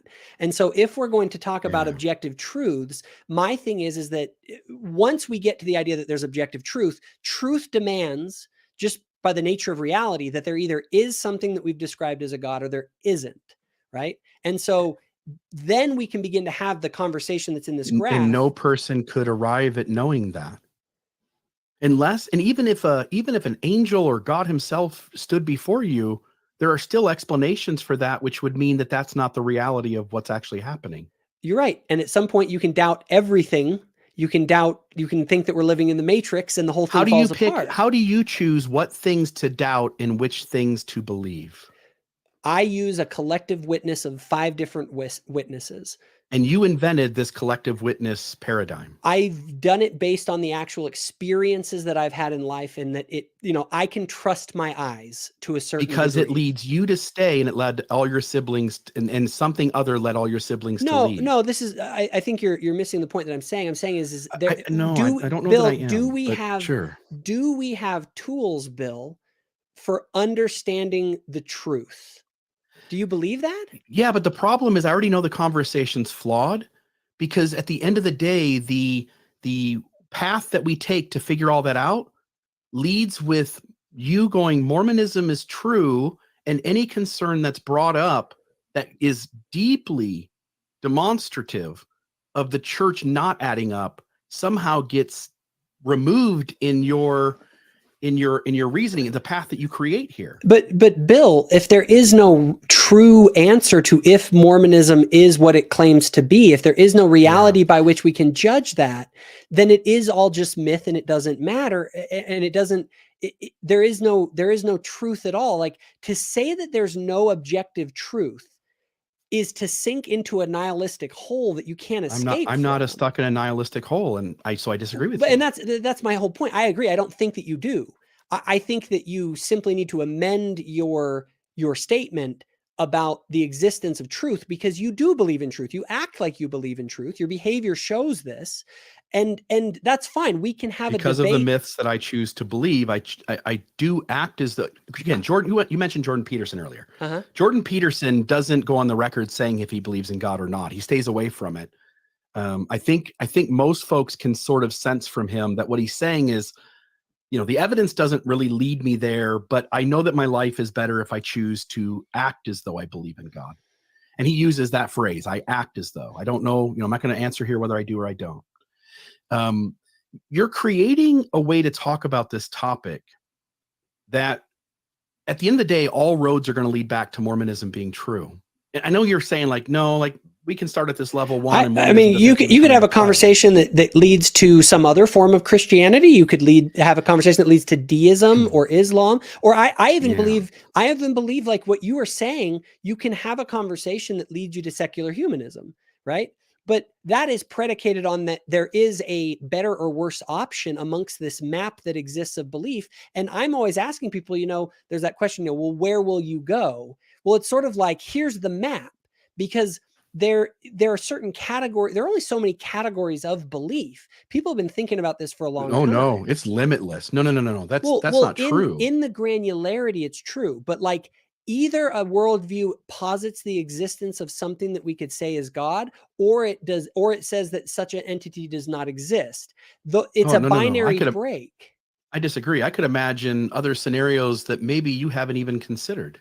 Well, what's a scenario that is neither there is a God, and nor is it there, nor atheistic nor theistic, or I would say that doesn't have a God? It seems like those are the only two options. I disagree. So I'll give you an example. And again, we're getting lost in the weeds here. I'll give the example, but I would much rather spend the time trying to understand the actual people, what they say is going on in a faith crisis, and the actual experts who have studied this say about what's going on in faith crisis, because they have the authority to speak authoritatively on they have more experience in the topic than you do.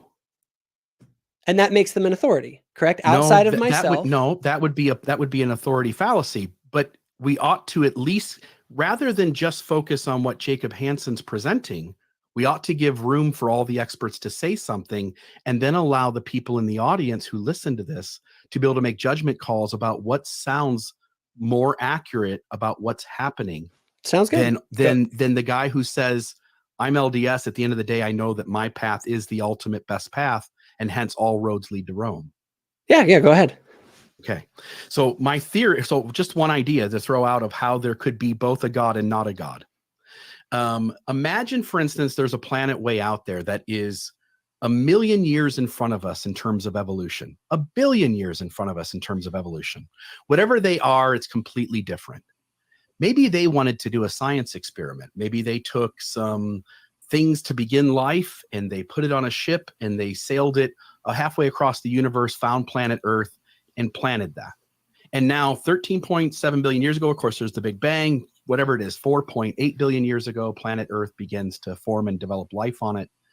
And that life begins. Now, whoever those people are off on their far planet, they are much more advanced than us. To some degree, they would appear sort of godlike to us. They've started life. They are the originators of life on this planet. So from that perspective, they also could be seen as God. And yet, in a rational point of view, just because they had the head start doesn't give them the ability to actually be God. And when you limit God down to being three things, most faith systems do this. They say that God is omnipotent, all-powerful. He is omnipresent, all-present. And he is omniscient, all-knowing. And I don't need a conscious being to do that, because everything that is, again, if 13 point something billion years ago, the Big Bang started and everything outflowed from that, then everything that's everywhere is that creative force in the beginning, no consciousness at all. And it is all knowing, because everything that is known by it. We are it. The frogs are it. The whatever other life on any other planet is it. It's all present. It's everywhere. And it's all powerful, because everything that's been done has been done by it. And so I can come up with ideas where I don't need God exactly, but it's not God exactly. So if I go back to... But in this scenario that you just used, there is no God in the sense of an intelligent agent behind the universe. No, but if it's the aliens who planted life here, it is. No, those aliens would not fit the description of what we've defined as God. Is that correct? They wouldn't fit that. But again, who creates that description? That's also a myth to say these are the labels, and this is the litmus test by which we define God. But this thing X that we're describing, however we want to define X, mathematically you could say X exists or X does not exist. Now we'd have to figure out what X is just based on what we're talking about and how we define X our could terms. be lots of things, but X may not fit into the boundaries that you've created. Well, and that's fine. That's why it's X. It's undefined. Some of the boundaries may be unimaginable. But according to logic and reason, it's logical that X exists or X does not exist. There's no other possibility besides those two possibilities. Something cannot both exist and not exist. So if we're going to posit X as... Physics might argue with you. The whole idea of like particles and waves, for instance, whether something is one thing when you don't observe it and it's another when you do. I'm not willing to get on board with your statement there. Fair enough. Can I? Yeah, go ahead. So go ahead. Yeah. So John Pauline is a minister. I actually have a slide that has his credentials on. Let me pull it up here. Professor of New Testament interpretation at the Seventh-day Adventist Theological Seminary at Andrews University, spent over 2 decades. He frames it in a religious language. But here's what John Pauline says about the dark night of the soul. And by the way, you mentioned earlier the dark night of the soul. And you talked about it as if people get stuck here. And no doubt, certainly some people do.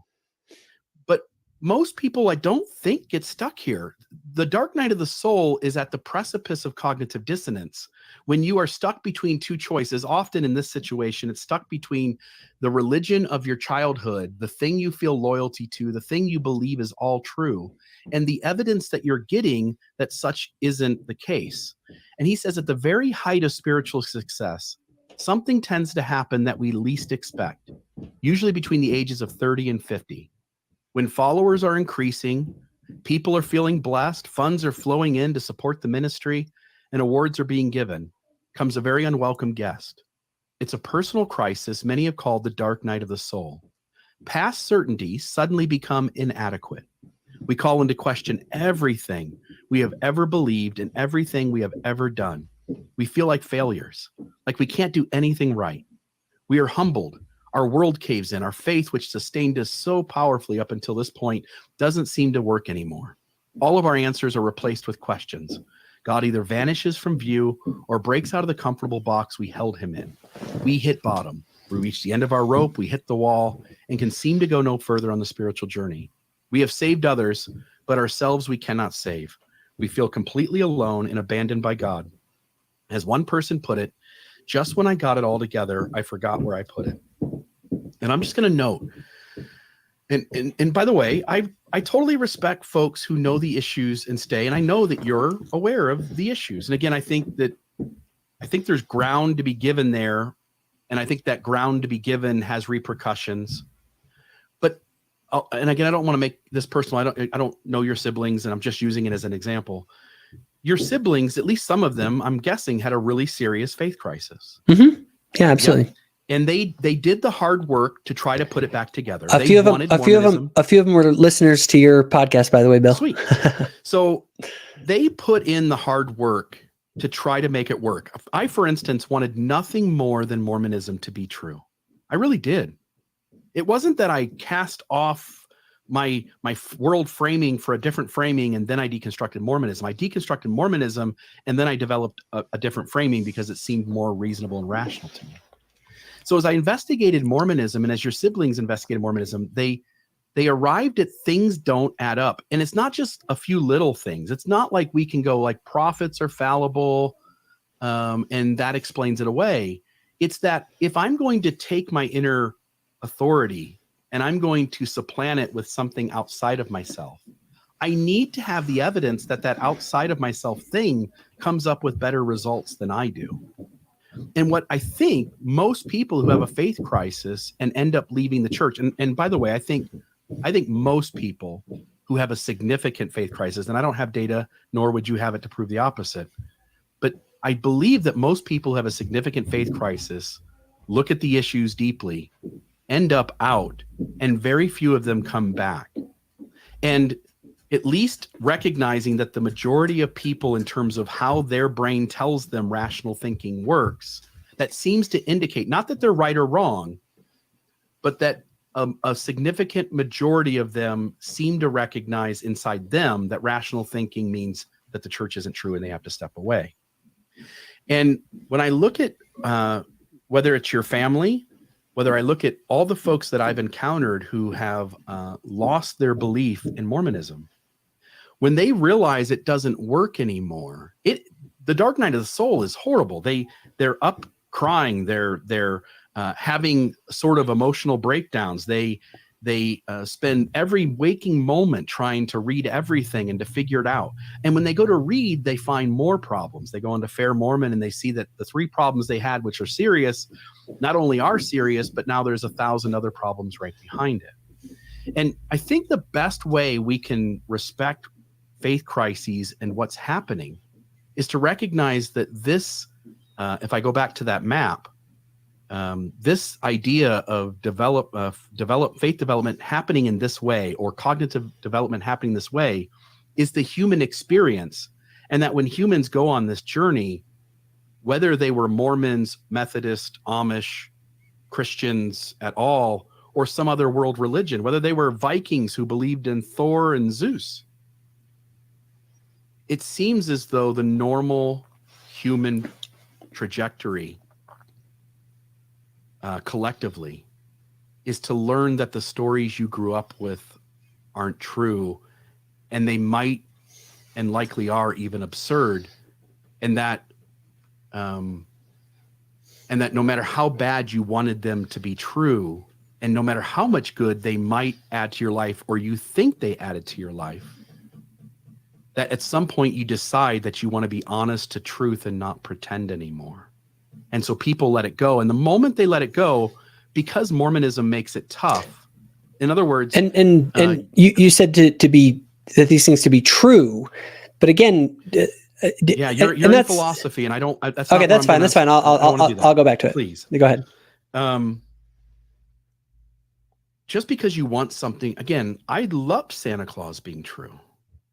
It wasn't, and I had to deal with the repercussions of that. And it hurt for whatever, a week, a month, 6 months, whatever it was. The very next Christmas, going like, man, there's no Santa anymore. And yet somehow I still pass the myth on to my kids, right? Like we're all playing these games with stories. At the end of the day, whatever, and here's what I was trying to say, that Mormonism does this thing where when you lose your faith, you've already done the system's job of inoculating your children so that they feel a deep loyalty to the system, so that when you deconstruct it and step away, the system has taught your kids to see you as something less than, something tarnished that they need to keep some sort of force field up against. And we ought to recognize that not only are faith crises on their own extremely difficult, but in systems like Mormonism, they are made even more difficult because the risk of losing your marriage or the relationships to your family, friends, brothers, and sisters becomes really real. Like, I remember thinking I had a 50%, if I told my wife I was having a crisis, that there was a 50% chance she would leave me just because of that reason. So do you think it's wise to deconstruct people's faith if their marriages might fall apart? I think it's wise to give people truth and information and let people make the best decisions they can. Even if that leads, even if that leads to bad outcomes, even if it leads to suicide and depression and all that kind of stuff.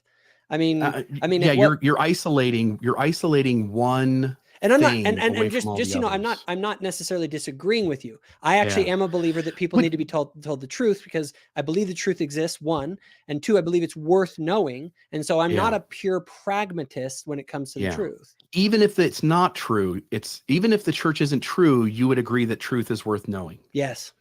Okay. Then I don't want you to fight me on it, because we agree. So you can't play it both ways. And you've been doing that constantly in this conversation, where you want to hold on to. And the other thing too, in these conversations, I'm more than happy to tell you exactly what I think and feel. Some of it may be contradictory to itself, because again, I recognize that this is all chaos. We're building myth. We're trying to make meaning. I would like, as the conversation goes forward from episode to episode or session to session, I'd really like for you to also share what you really think and not hold back. And so when you say you agree with me, but then you also want to push against the fact that I'm stating it, you're playing it both ways. And I feel like that's really unfair. Is there something in particular you're referring to right now? The thing you just said, you agree that people deserve truth. Now, when I say people deserve truth, you want to make that to the audience. You want to portray that as something maybe true, maybe not. Let's talk about outcome. Let's just stick with it. Like, truth, you think truth matters in terms of people should have access to information and be able to make the best decisions without any manipulation for their lives. Yeah, I think that people should have the truth.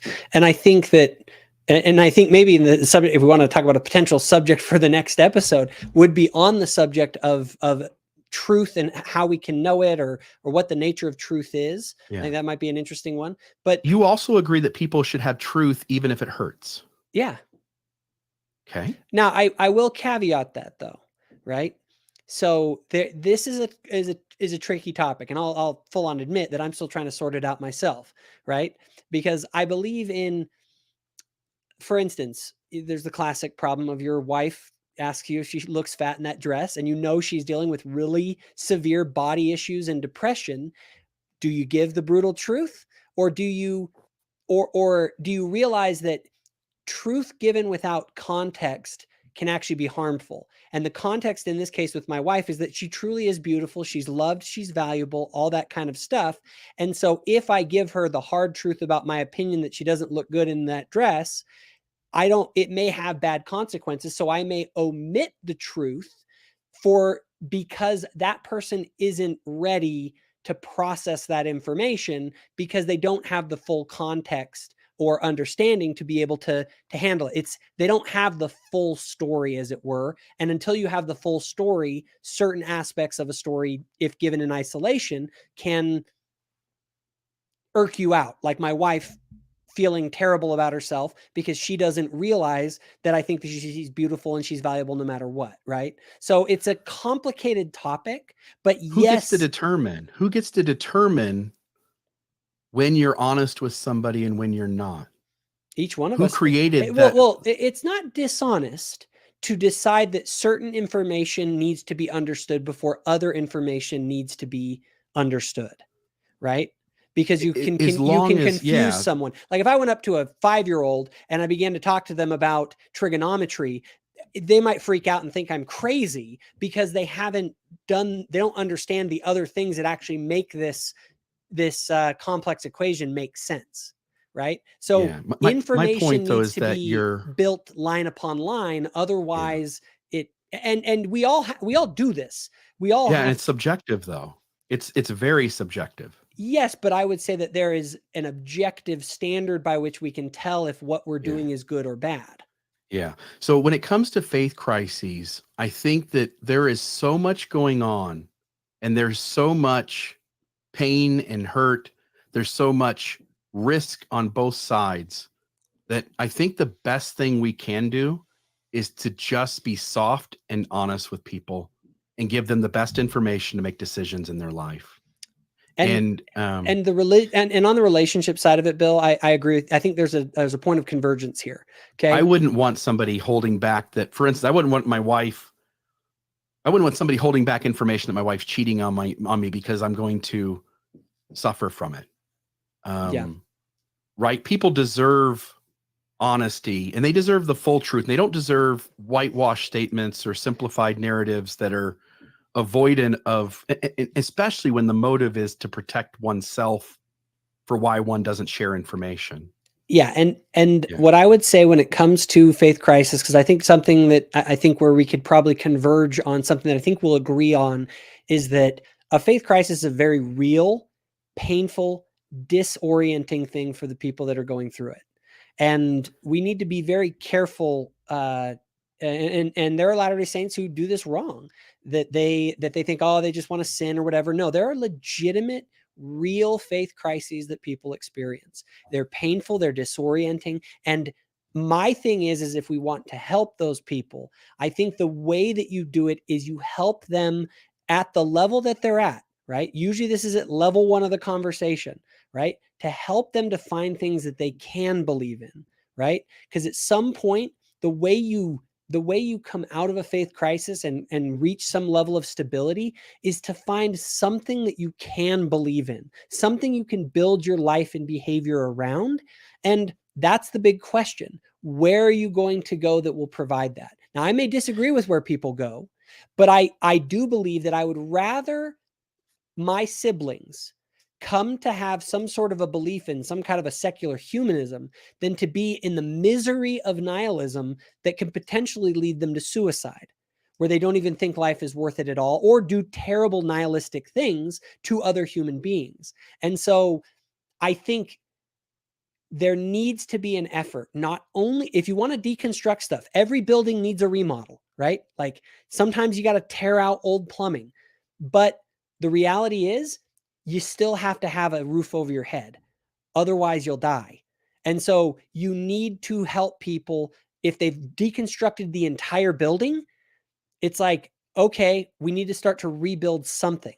And when they are deconstructing, make sure that they're taking out things that are worth taking out and not deconstructing things that are essential to holding up the foundations of the building, because they're bad consequences if you go about a remodel recklessly and start tearing down everything at once.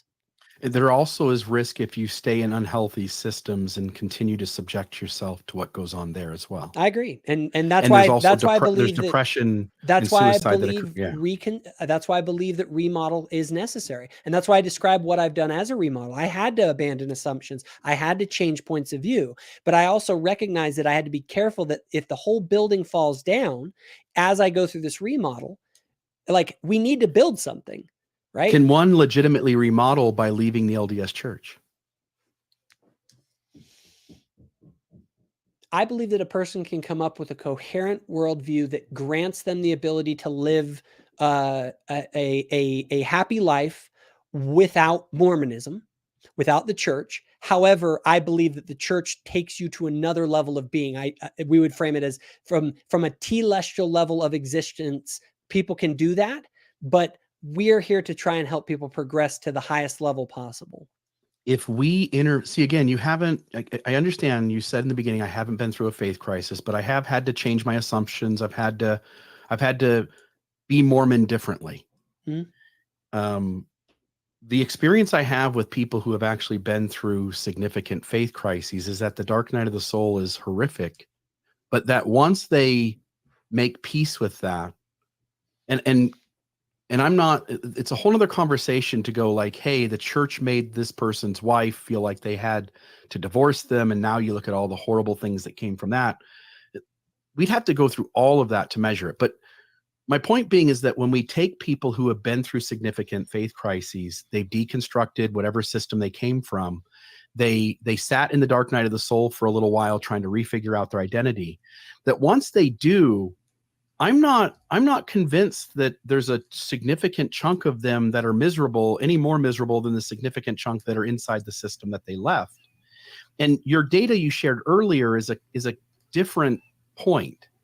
It's not taking folks who believed all feed in a system, deconstructed it in a thorough way, and then reconstructed some sort of identity outside of that system. When I have reached out to those people and asked them, they report a high level of happiness. Again, 92, 93% say they are as happy or happier. And the as happy was about 8% of that. And again, I'll say, I don't trust that data completely, but I also don't trust Mormons reporting their happiness completely either. And I think there are good reasons to doubt the data on both sides. But at the end of the day, I want to let people tell their own story. And rather than pretend to be an expert, I know my faith crisis, and I know where others have told me that you spoke in ways that resonated with what my journey looked like. I would say that our best bet to get at the bottom of what's going on is to, one, not to have an appeal to authority per se, but we ought to at least put the information of the experts on the table. So Faith Beyond Belief by Margaret Placentra Johnson, The Critical Journey by Robert Gulich and Janet Hagberg, Faith Shift by Kathy Escobar, and Navigating a Mormon Faith Crisis by Thomas McConkie, who appeals to believers, but doesn't exactly fit in the box that church leaders would be very thrilled with.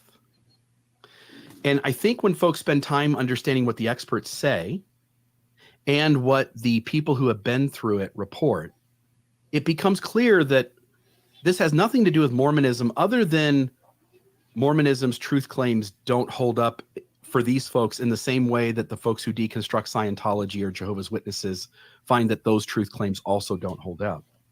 Rather, a major life event is happening where people are feeling a terrible amount of turmoil, and that's the dark night of the soul, and we ought to help those folks, not nudge them back into the system they came from, because that only works if you get them going into the system you're in. If I'm pointing them towards back into Scientology, you would go, that's unhealthy. If I point them back into Jehovah's Witnesses, you would go, I'm not sure I'm a fan of that. I would just your system. I look at it in levels of being and levels of development, let's say, spiritual and in all aspects. And I believe that there are various systems that lead people to higher or lower levels of being. I believe that kind of the nihilistic hole is that's about as bad as it gets. That's where you're stuck in the dark night of the soul and you can't get out and you're just miserable. And I think that the path out of that is truth, because there is truth. And as we align ourselves with the truth, we then move up. And I believe that there are various systems of belief.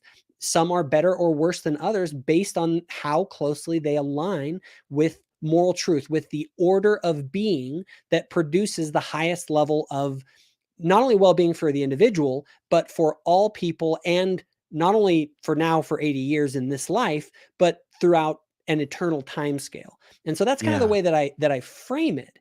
And so for those who are struggling with their faith, my thing is I want to try and push people as far as they're willing to go up. If that means secular humanism is as far as you can get, I may wish that you'd move farther than that. But boy, I'm happy that you're at least not in nihilism, right? Because I love you. Nihilism occurs inside religion too, by the way. What I mean by that is if you ask gay kids inside the LDS church, they're also feeling nihilistic. They also feel like that nothing means anything and all is hopeless, and they're sent. So it's not fair. you're posing it as if everyone who exits church and deconstructs ends up nihilistic. But the religious effect. In fact, I think very few people do. The religious effect on suicide. Well, you're right. Very few do, because they bounce out of nihilism pretty quick because it's miserable, and so they go and find new things to believe in. And so, and somehow that, I know, but there's something about your framing that still requires Mormonism to be the ultimate truth, and you seem to have a blind spot. You seem to not recognize what faith crises are. Like, if Mormonism didn't exist, faith crises would still be happening all across the world, and they have nothing to do with Mormonism. Zilch. Other than I fully recognize that. That's what I was saying, and that's why I wanted to boil this down to where we can connect, which is that we're human beings ultimately, and we exist in a reality, and what are we to make of all of what we are, and where we go from here. And Mormonism is a particular form of Christianity, which is a particular form of theism.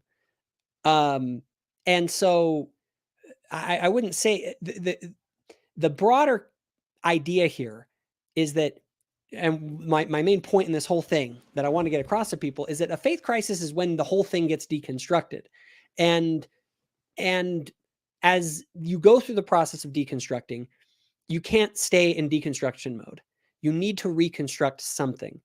And I frankly am very interested in what people construct, because I want to see, is it stronger than what I have?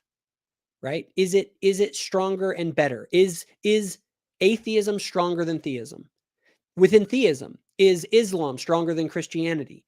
In terms Is secular Buddhism better than Mormonism? Yes, 100%. I want people to try and make those cases. I have arrived at the best description of the universe is that there is a God. I have arrived at the conclusion that among the available descriptions for God and narratives about God, the Christian narrative is the one that I find the most compelling. And then within the Christian story and narrative, the most compelling Christian story that's out there about what Jesus Christ is, what's he up to today, is the narrative given by the Church of Jesus Christ of Latter-day Saints. Now, where did I go wrong? Maybe I went wrong, like you would say, at the very beginning, that there's a God, right? Like, so we can have that conversation, but these are separate conversations. And because what I want to see is, is there a case to be made? Does someone have a more compelling argument than the ones that I've heard when it relates to atheism and theism, when it relates to specific narratives about God, and when it relates to specific narratives about Christianity? And when I began to think of it in those terms, yes, I can find problems in the Joseph Smith story or whatever, things that make me doubt. But ultimately, I still go, but still, as a Christian, this is still the best that I've found. And so I don't need to have I don't place my faith in that which is perfect, per se, the perfect narrative, let's say, because I don't think it exists. I place my faith in the things that I think are most likely to be true. And I think it is most likely to be true that there's a God. And I think that it is most likely true that God, when considering that he interacts with the world, I'm a theist. And then out of that, I say, okay, this God interacting in the world, what's the most probable evidence of God actually interacting with the world? Jesus Christ story is where I go. And then if I go, well, all right, I'm a Christian, what's the most probable kind of, where did Christianity go from Jesus? This is the narrative that I have right now. And here's the thing, I could be wrong. Like, fine. But I want to understand why. In fact, statistically, you probably are wrong. Look at the collective view of the universe over billions of years, and you're in this little tiny group as an insider. Like, again, step outside of your own shoes for a moment. Isn't it statistically insignificant, the chance that you're actually right? There are many, many things that are true that are statistically not likely to be true. Yeah, but we don't believe them until we actually have them present themselves. You're right. Evidence and that's convincing. You're right. And that's what I look at. So I go through the map and I start at the beginning and I say, is there a God? And that's level one conversation. But this kind of argumentation works with flat earths and no, it doesn't. Flat Earth it absolutely does. It fails at the very first level. No. That's not what I'm saying. What I'm saying is that the way in which you form an argument where you go, Mormonism is the most likely thing to be true, is the same sort of mindset and mental gymnastics that the flat earther makes. In other words, you have your evidence and you're sure that your evidence is better than the evidence that the rest of the world is presenting. But the rest of the world is going, Mormonism is absurd. Then make And the thing is but that's the thing is that start at the first level. The first level is at atheism. Of the paradigm you created. What I'm saying is of the binary that God exists or God does not exist. And that's the first conversation we have. And Bill, you and I, if we wanted to have a productive conversation, would have to have a conversation at that level, because that's where we diverge. Actually, we diverge even further than that. We diverge at the very notion that there's even objective truth at all. And so, my whole thing is that you have to start at the beginning of you have to go to the very foundations of belief at all. If you're in a faith crisis, and start to build from there. You've deconstructed down to the level to where you're saying there is no even any objective truth. And so if we were going to have, if I want to have a conversation with you, that's the place where we have the conversation, because you're never going to arrive at the conclusion of Mormonism based on, unless you go through that logical chain. And so No, Mormonism doesn't require any logical chain to arrive at Mormonism. Mormonism says, read a book, pray about it, trust your feelings, and if your feelings say it's true, get in the waters and let's go. Sure, it does. Well, I'll put it this way.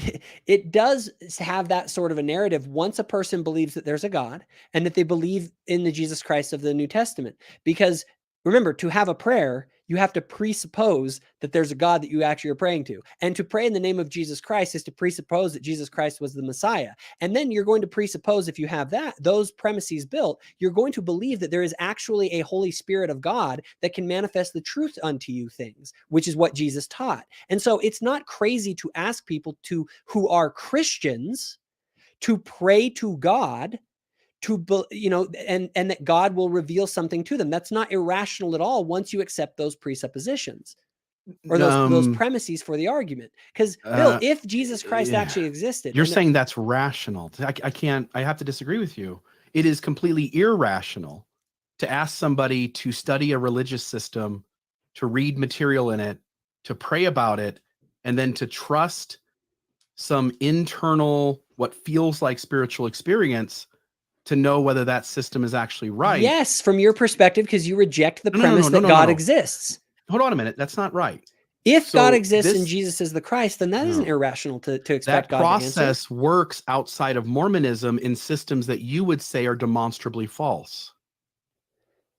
For instance, I could play a video. Let's just use the FLDS, for instance. An FLDS person goes about getting their testimony the exact same way that a Mormon, a Latter-day Saint, goes about getting their testimony. Okay. They have the exact same sorts of feelings and experiences. By the way, for session 3, we should talk about how a testimony, what it is and how one gets it. Yeah, that's fine.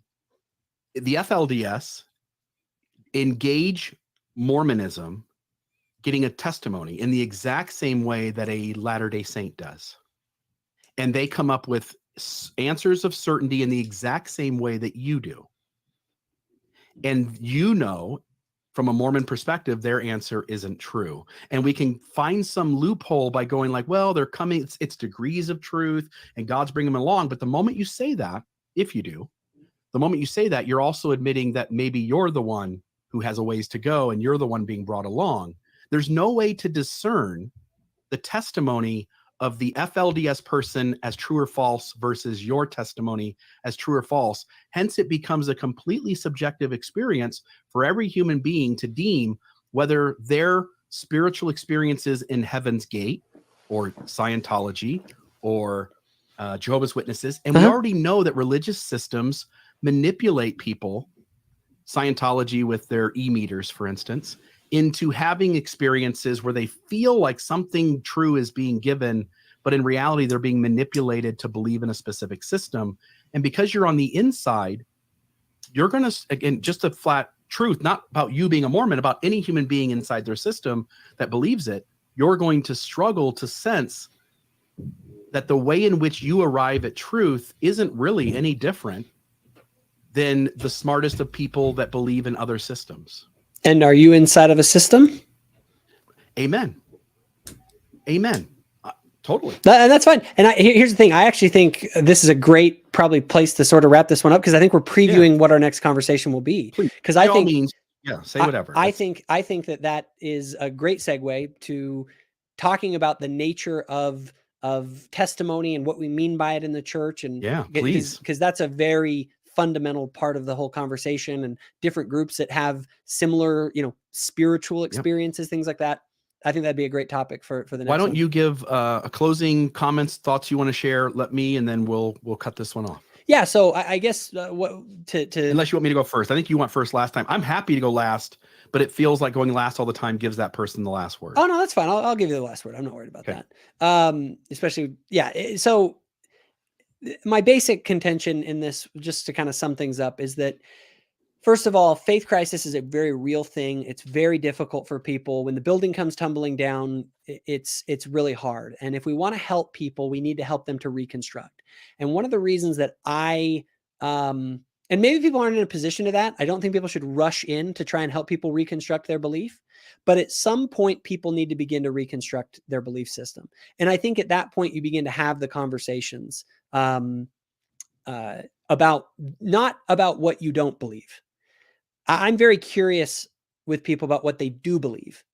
And I go through that map that I had that essentially is my way of saying, look, let's go through this and see where do we diverge and why, and have interesting conversations about it.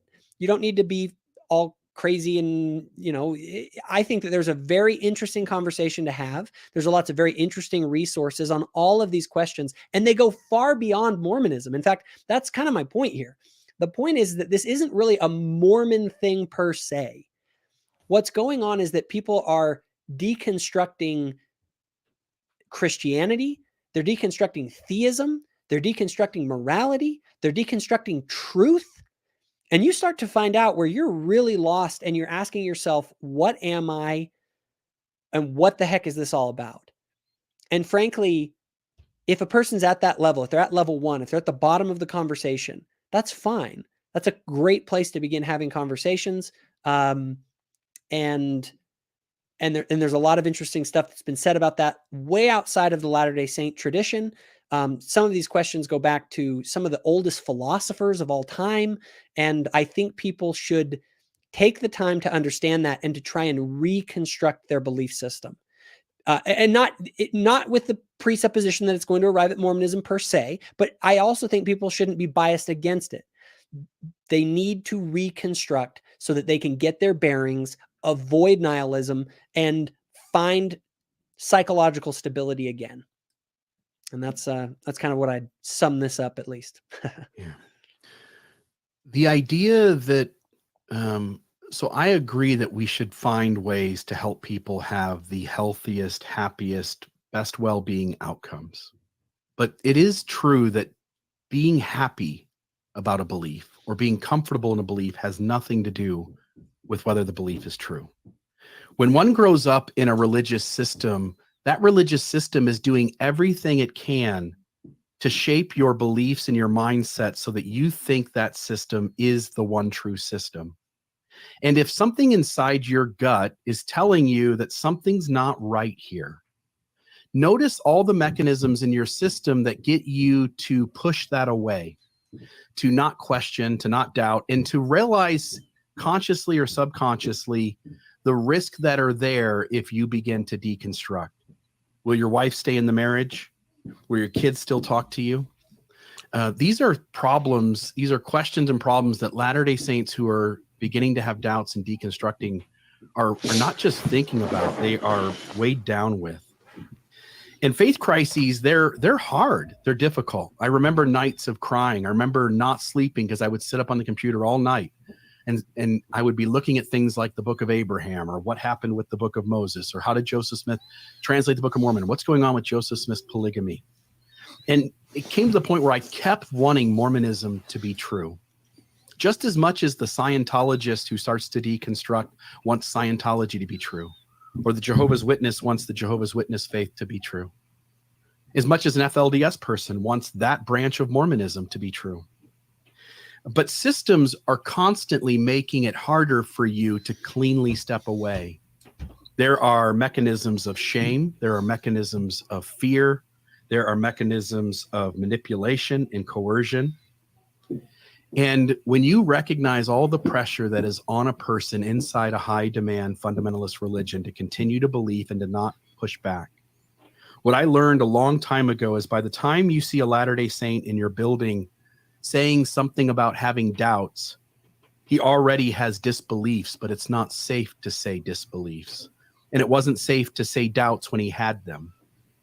And so folks are constantly ahead of the deconstruction, more so than what they're actually posing publicly, because they are deeply scared of the risk that are there for them to take apart who they are, their identity, and their relationships and their belief system. And just as Jacob, no offense, Jacob, just as you today have tried to, in some level, warn people of the scary things that are out there if they deconstruct, my reality has been that people who, in a thorough way, deconstruct the system they came from, the far significant majority of folks do so in a healthy way where they look back and go, Mormonism was way unhealthier than I thought it was. Same for the other systems that people came out of. It was way less helpful than I thought it was. And I was much better off chasing down truth and trying to put things back together with a stronger sense of what reality really is. And I would want every single person, I wouldn't want to speak for them and decide whether that process is good or not. I'd rather put the information on the table and let people make their own decisions about what is true and what isn't. And then to trust people to make the best decisions, as long as they've got the information, to trust people to make the best decisions for their life. And I'm super cool whether you stay or whether you go. All right. Well, thank you, Bill. Okay. Thank you, Jacob. Have an awesome day. And hopefully I'll see you for the next one. All righty. Take care. Okay. Bye-bye. Bye.